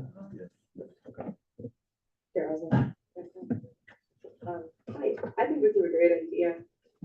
There are some like mild holdups. One of my big questions is, of the 35,850, are you planning on having that full lump sum taken from the Senate discretionary budget and put into the Senate fund balance to be incrementally paid out at 11,950 increments? If you think someone else who helped you write this bill knows that, you can always field the question over them.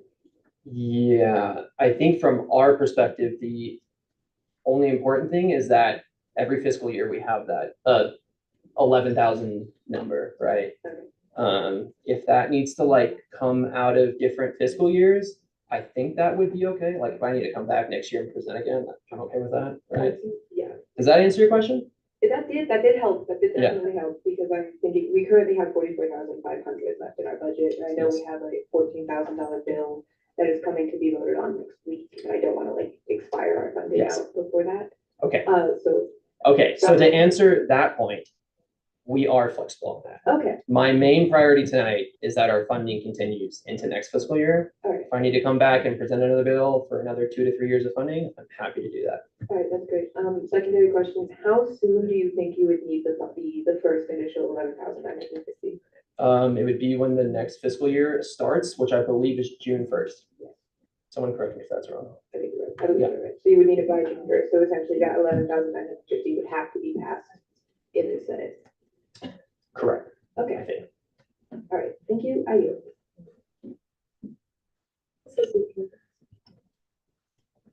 I think I saw one of your presentations, was that this fall that you guys came and presented? We had a big conference. I've done cans around the oval presentations. Yes, Yeah. okay, yes, I attended that, it was really incredible to see the work that y'all are doing and the amount of, like, just complexity that goes behind what you would think would be a really simple project. But as I know, my husband and I try to grow as much food as we can, and it's a lot more complicated than people, give credit for.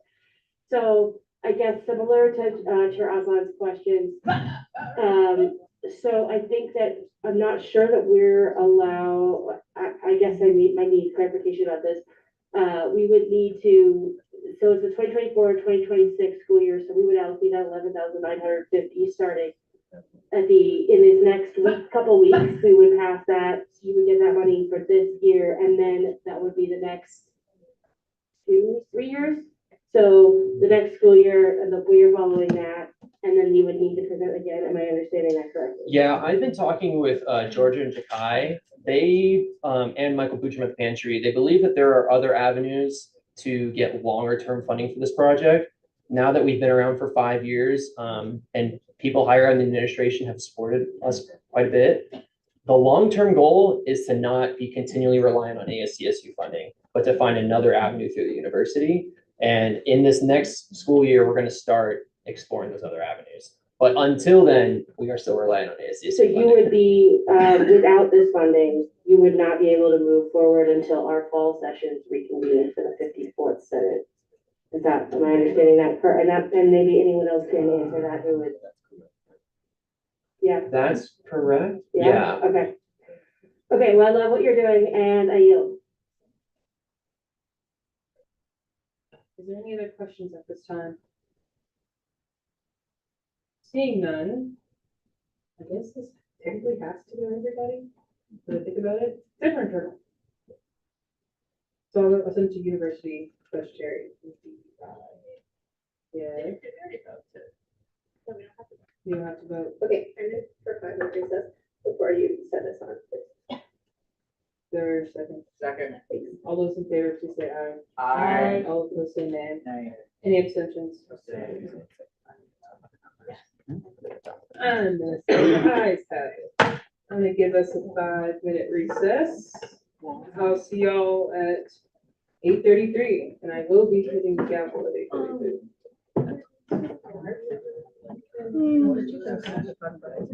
Reports are gone entirely though. Okay, because I wanted to announce the date that's set for the sort of. We'll have to do that in the teams. The only thing with having me points and now is that next week we have a training. Great. I like that a lot. But they're also paying for teachers. That's the only thing that's. Yeah, I wish I could have. Next week, also on this. I don't know. Hey, you got rid of my report. I know the reports, because if I'd have known that there were no reports out when gallery input was being asked, I would have looked up the gallery input. Listen, I don't regret my choice. Well, we're doing great on time, and you missed it. Again, I don't regret my choice. The 2 meetings, I have something really important to announce, we just don't do reports. Yes, Is it a general, nothing to say, but Sir? it has to be a day specific.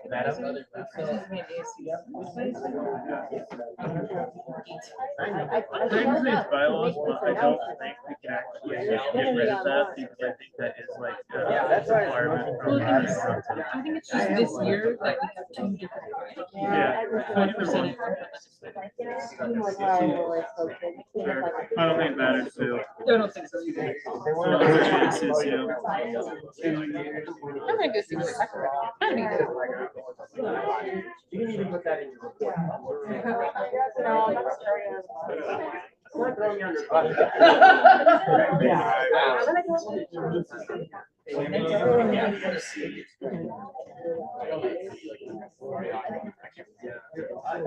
Or else at least get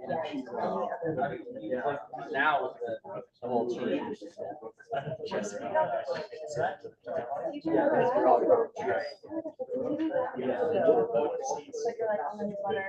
I guess I'm not. Unless what happens when you're.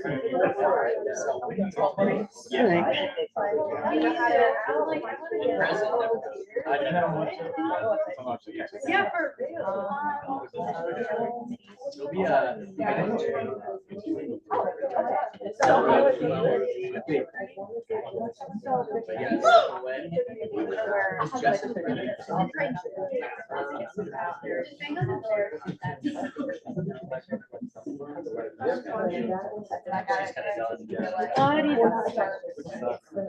know, she did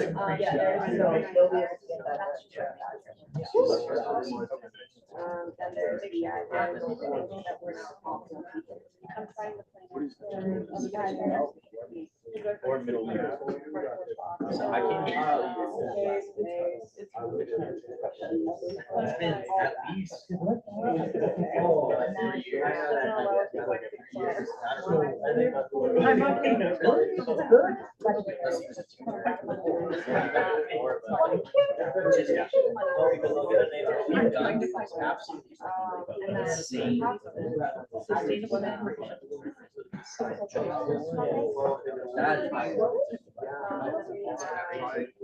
It's pretty cool to be a part of that too. You were a part of that. You'd expect.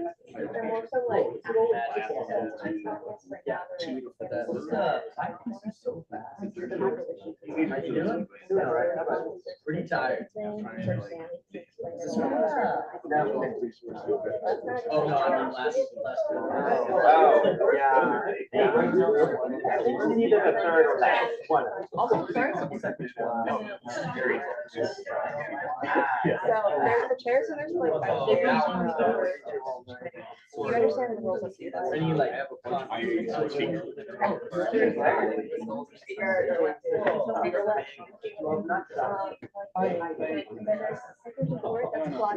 Claudia, wave your hand. That's speaker person 4.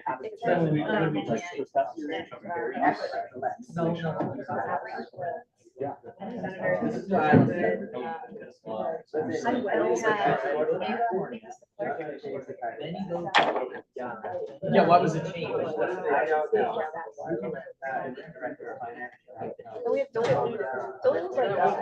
Yeah, no. It's parliamentary. In charge of like, I don't know what.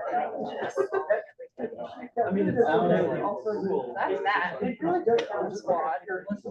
Yeah.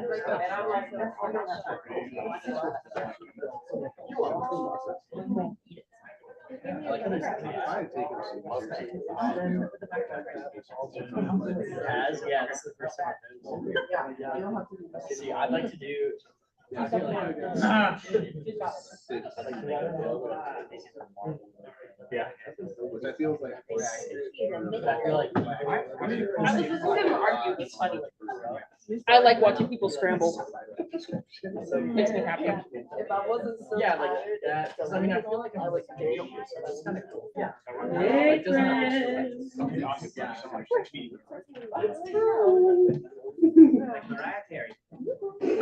Oh. Perfect. I apologize. We don't have much time left on our confidence clock. So.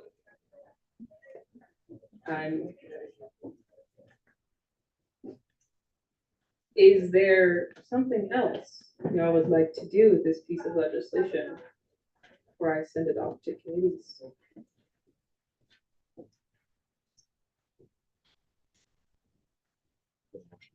That's what I think. Yeah. Motion to. Motion to table. I don't think it's on. Motion to table So next week. Yes. until next week. I'll second. I'll think right, so just do it. That's what I was thinking. Alrighty, the author asked to table this bill till next week, so we'll see this in next week's agenda. Riley. Thank you.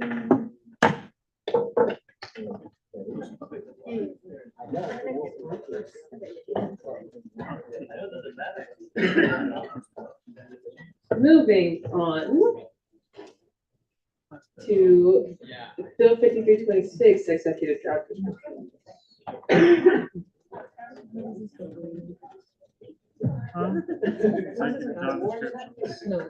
A point of order, wasn't there a motion to remove all reports from the agenda? Yes. I could see that. You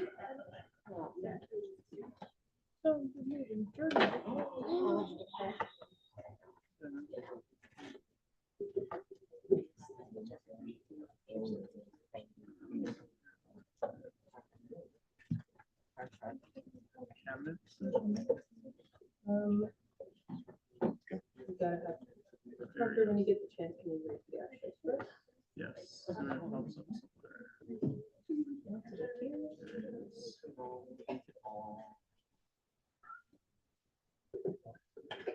This bill seeks to update the executive job descriptions for the 2024 and 2025 academic year. Perfect. Thank you, Parliamentarian Doyle. Thank you to the Senate body. Before we get into the nature of the bill, I would first like to again apologize for the chief of staff issue. Over the past hour or so, I've been running around trying to find a solution to this, and here's what we've come up with. And I'd love to hear the Senate's feedback. If the speaker would allow a brief period of feedback, just kind of a general yes or no to this solution. I'd like to hold a motion. So I'm actually going to stop this because this is a introduction to your executive job description bill. If we're going to be doing that, that requires a motion to open up a different order of business. Yeah, I think it's important to open this discussion before we hit these job descriptions because this is an important piece that I think we all need to address here. So if I could maybe get a motion to open up a period of discussion to solve that issue. Could I move for a 10-minute, just 5 minute of discussion and debate and 5 minutes of Q&A? Seconded. Yeah, so to get everyone up to speed, we are motioning to open up a separate portion from this bill right here to talk about So solutions to the chief staff hiring process failure. So all those. Sorry, I'm really sorry. I have a quick point of information. So Parliamentarian, how much time is left on the conference call? 30 minutes. And would this be in part of the 30 minutes? Or would this be a Yes. separate? Okay, I just wanted to confirm and just let folks know we have 30 minutes left on conference. Right. All those in favor of opening in total a 10-minute period for discussion, debate, Q&A on this issue, please say aye. Aye. All those opposed say nay. Any abstentions? I'm gonna say that ayes have it, so we're gonna open up a 10-minute period. I'm gonna give you a couple minutes for a presentation since there's only 10 minutes. Okay, perfect. I appreciate it. And thank you for the pivot there. And apologies for the frat boy look right now. My hair is a mess. So I didn't want y'all having to stare at that. So what we want to address here is the issues with the hiring process with chief staff. I was unaware that this graphic that had been put out exemplified the wrong date until Senator Melchior brought that to my attention. So I thank you, Senator, for doing that. And so, like I said, I've been trying to rectify the situation for the past hour, calling everybody that I know to be able to figure this out. And here's what we've come up with. The Senate's duty is to ensure that we follow our processes in hiring our candidates. In this case, I would argue that we did not follow our processes. While it wasn't me that made the graphic, it was a lack of oversight on my part, and so I apologize for that. And so because we didn't follow those processes, What I would entertain is a vote no on the ratification of our pick for chief of staff. I'll be completely transparent with you. We've given Jakai Nunley an offer for the position of chief of staff, but he knows that that is pending Senate's approval to be official. So if you all vote no, what we can then do is reopen the position tomorrow morning until the 19th that was originally advertised. At that point, what Nick and I do is we have the front desk redact all applications so that we cannot see name, race, gender, sexual orientation, ethnicity, or religion. And so then we blindly score them on a scale of 1 to 10. Anything scoring above a 5 receives an interview. Jakai was the only candidate in the last pool that scored above a 5. So he was the only candidate that received an interview. But if there's other candidates that apply within that timeframe that we reopen the application, we'll absolutely give them an interview. We'll give them a fair shot at the job. Once we make the decision after the interview process, we'll bring that candidate back to the floor in front of the body to ratify on Wednesday. So I'd love to answer any questions that we have about that or concerns. Leave it to the speaker to go over that. Yeah, we'll start with Q&A. Chair Trout. I might have just forgotten what happened because tonight has been cuckoo for Cocoa Puffs. I don't remember us adding chief of staff ratifications on tonight. So I attempted to make a motion and the motion failed. Right.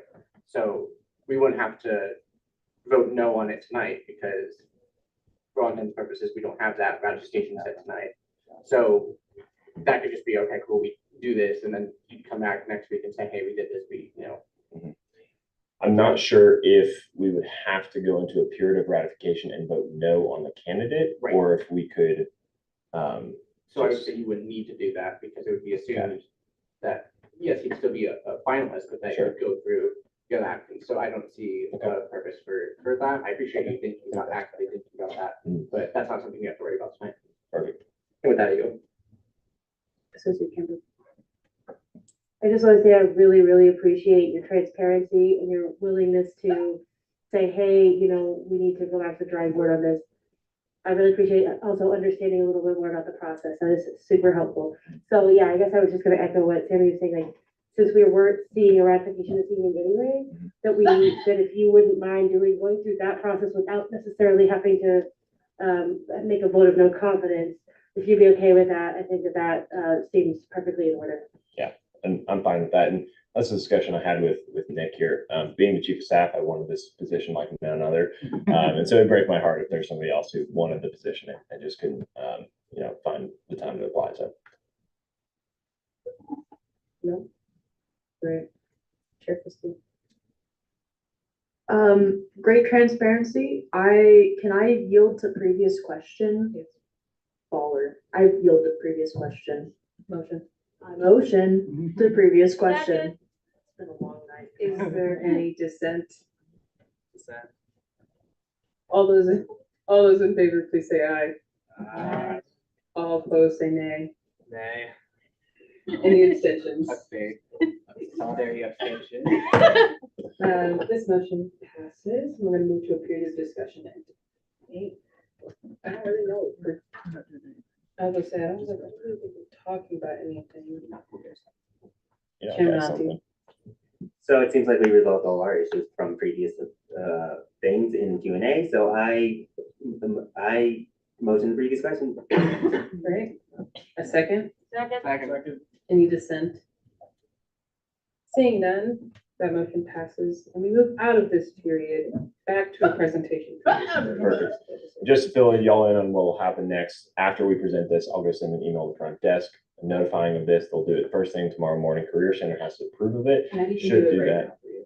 Oh my gosh, you're amazing. Thank you. So Career Center should approve of that by mid-morning to afternoon tomorrow. And it'll post something I take a look at that. So, alrighty, into job descriptions. Did you read the abstract already? Yes. Perfect. So we all know what this is. They're the job descriptions. One change I would like to make on the floor with author's rights, there is so we're going to do that in committee. seeing as the change is more complex. We can go kind of position by position and brief description. Y'all can just ask questions about the positions that you have questions about. Up to you or the speaker. I would say right now it's just for you to give any overview you want, and then we'll go right into questions. Yeah, essentially all the positions are the same. There's a few changes around, and you can see that reflected there, but love to answer any questions. Perfect, we'll open a period of Q&A. First, choice placards. Chair Trout. Hi, y'all. So I see there are a couple of job positions that have been removed. The director of graduate affairs, to my understanding, is not in here anymore. And the deputy director of international affairs is also not. I could be missing maybe one or two other ones. I know some positions have been kind of combined into one. I know also housing security is another position that's been removed. So I kind of wanted to hear what y'all's thought process was in terms of removing those positions. Yeah, for grad affairs, the grad student council makes those descriptions. That's not in our wheelhouse. So I'll answer that. Do you want to touch on the diversity and the housing security piece? Yeah. So it was recommended to us by our current Deputy Director of International Affairs that much of the work he does could be covered by the Director of Diversity and Inclusion.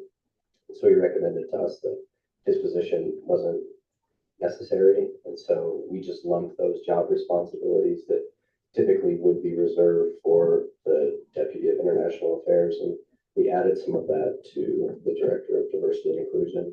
As far as the housing, the Deputy of Housing Security piece, we kind of morphed that into the Department of Health. Well, it's now going to be called the Department of Basic Needs.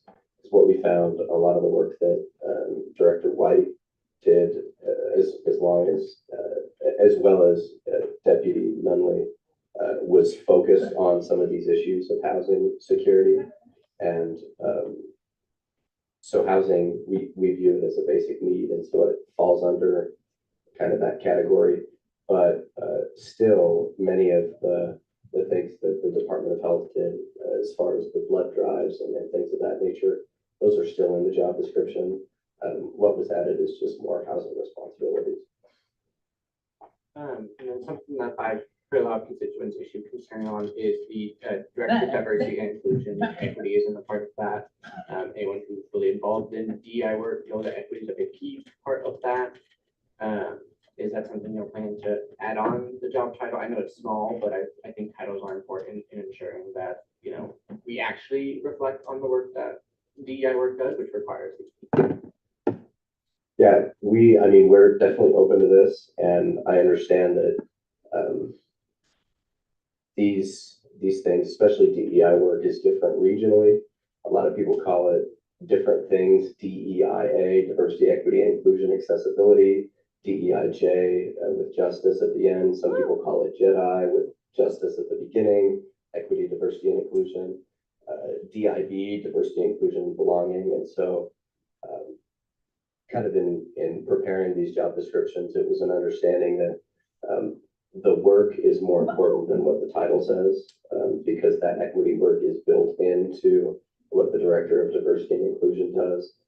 But we're not necessarily against adding equity into the title. For a long time, as you remember, before DEI caucus was changed into a committee, it was referred to as Diversity and Inclusion Caucus. Didn't mean that caucus didn't care about equity, it just wasn't in the title. And just from a kind of a more trivial operational standpoint, you know, it's if we deem that the title is important to have equity in it, we're open to adding it. But you know, introducing yourself as diversity, equity, and inclusion director is a mouthful in kind of these conversations that they'll hopefully be in with, you know, university administration, that sort of thing, putting that on a business card or in an email. So we want to make it as easy as possible for them to communicate with higher ups who maybe aren't used to that long of a title, maybe used to something more like equal opportunity director, something like that. But totally open to it again. And I'll just add a note that the two previous directors Director Betsy and Charlie, who served as director last year. Both their job descriptions just said DNI, but they've always introduced themselves and have labeled themselves as PEI director. So I understand that concern, but it's been a thing that previous directors have implemented, so I think it's just important to fundamentally, but that can be changed in committee. With that, I yield. Thank you. Associate Luna. Yeah, I just have more of a clarification question, I guess. To my knowledge, or like, to my understanding of what you're saying is that you added a little bit more of responsibility on the DEI chair or director, sorry. But I'm also noticing that there's not a deputy DEI. Could you explain like your thought process behind that? Yeah, so historically, the Deputy of International Affairs has been housed under the Department of Diversity and Inclusion. And from conversations we had with our current staff, it was deemed that job of Deputy of International Affairs could have just been absorbed under the Director of Diversity and Inclusion. There isn't a deputy because much of the work can be done by one person and should be done by one person.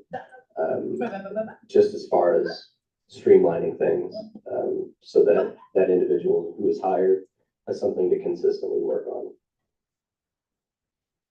Thank you. Thank you. Anyone else? You have like one question regarding the chief of finance. Why did you change director of finance to chief of finance? That's really my only question. It was recommended to me by, Director Duffield was one of them. Well, he mentioned it offhandedly. Really, if you put chief financial officer on a resume going into a financial field, and that's what we want to do in an institution of higher education, is equip people to be able to find really good jobs, going forward. Employers look at resumes for like 7 seconds, and director of finance will gloss over, but chief financial officer will kind of leave a ringing impact. And so we wanted to amend that to reflect that opportunity.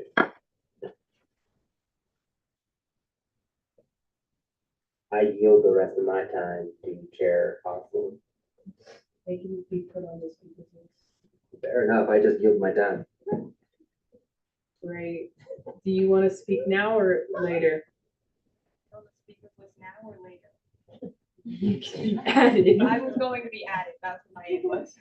Great. Associate Camber. Okay, so I just have two questions. What are the overall changes in salary, if any?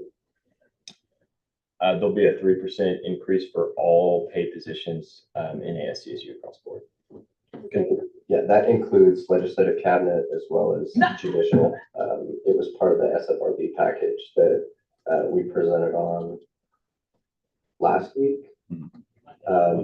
Monday, to provide that salary increase. I was actually against doing a salary increase, but when it's explained that pretty much every other facet of campus has a salary increase, at least for inflation year over year, it's something that will continue to make ASCSU competitive in that salary realm, as well as provide opportunities for those who need that financial incentive in order to stay afloat. We want to provide that opportunity for them within ASCSU.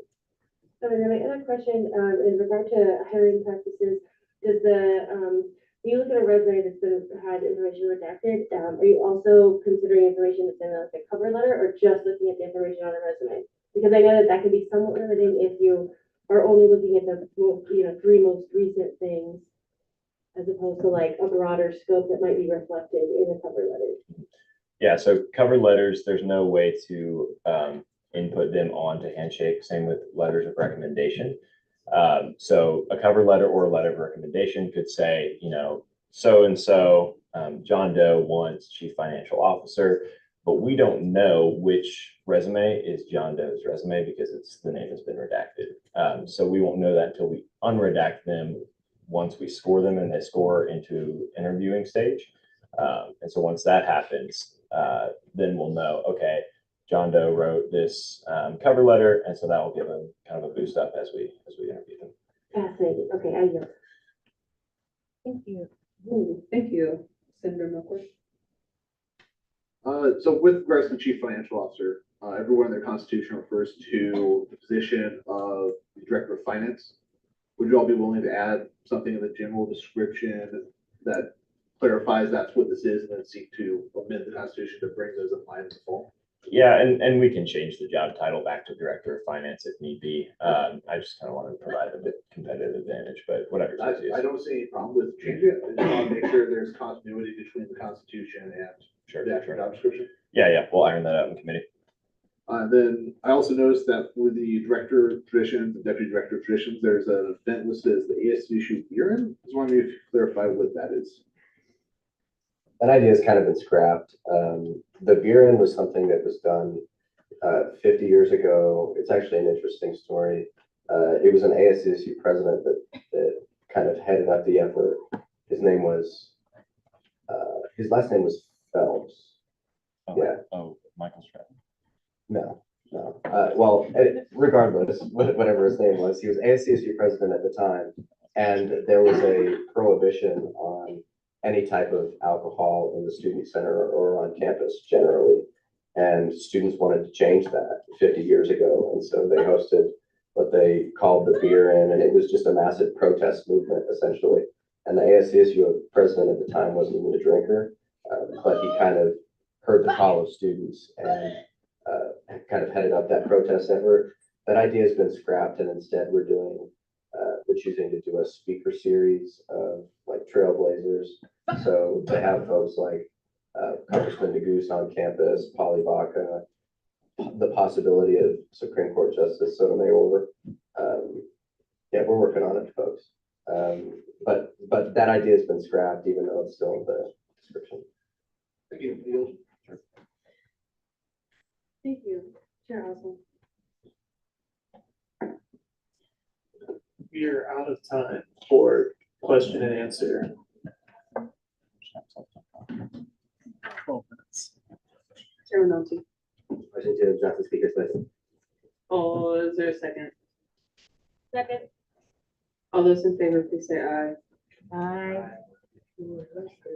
All those opposed say nay. Any abstentions? Y'all, the ayes have it. With that, that does give Chair Oswald time to speak. If they would like to. I'm so sorry to harp on the same thing. You mentioned having chief financial officer is a better thing than resumes. It is objectively. However, it will open the students up to possibly getting busted for false representation of themselves, because the CFO, the director of finance position here is very, very different than a CFO position at a business, and you operate very differently. Did you consider anything in that and changing it to be like officer of financials rather than being chief financial officers, to make sure that we don't accidentally get one of our students caught in a misrepresentation? To be completely honest with you, the decision to change that was only motivated by giving these people a leg up in resumes. I'm not a finance guy, so even though it looks like a finance pro. Yeah, I look like a finance douche right now. That's what I look like. But yeah, I think what's easiest here is just to change both of those positions back to director and deputy director of finance, respectively. Just some continuity of constitution and continuity with. I also think it's a good idea. Yeah, Thank you. And in the future, please mind your language and uphold the decorum of the Senate. Thank you. And lastly, we have Associate Miller. I yield to redundancy.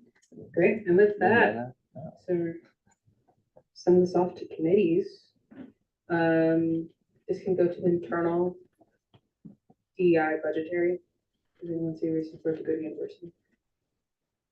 I mean, historically has gone to university, but that's your discretion at this point. I'm too tired to make an argument. Someone there. sees reasons for it to go. It's already jobs externally advertised, so.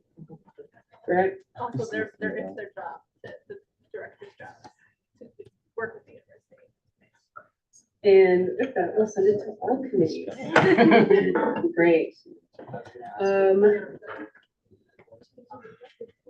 Senator Snyder. Motion T. use beginning roll call as ending roll call if anyone who came in late. They get just adding themselves to the list as they come afterwards. Is there any dissent? Great. I will be saying one last thing. I apologize. Next week, we do have a training, everybody, at 5:15, free dinner. We have paid for it, so. It's mostly about a year in reflection. It's not a real training, but there is free food. We are paying for it, so please come. And with that, we adjourn. I'll see you all next week.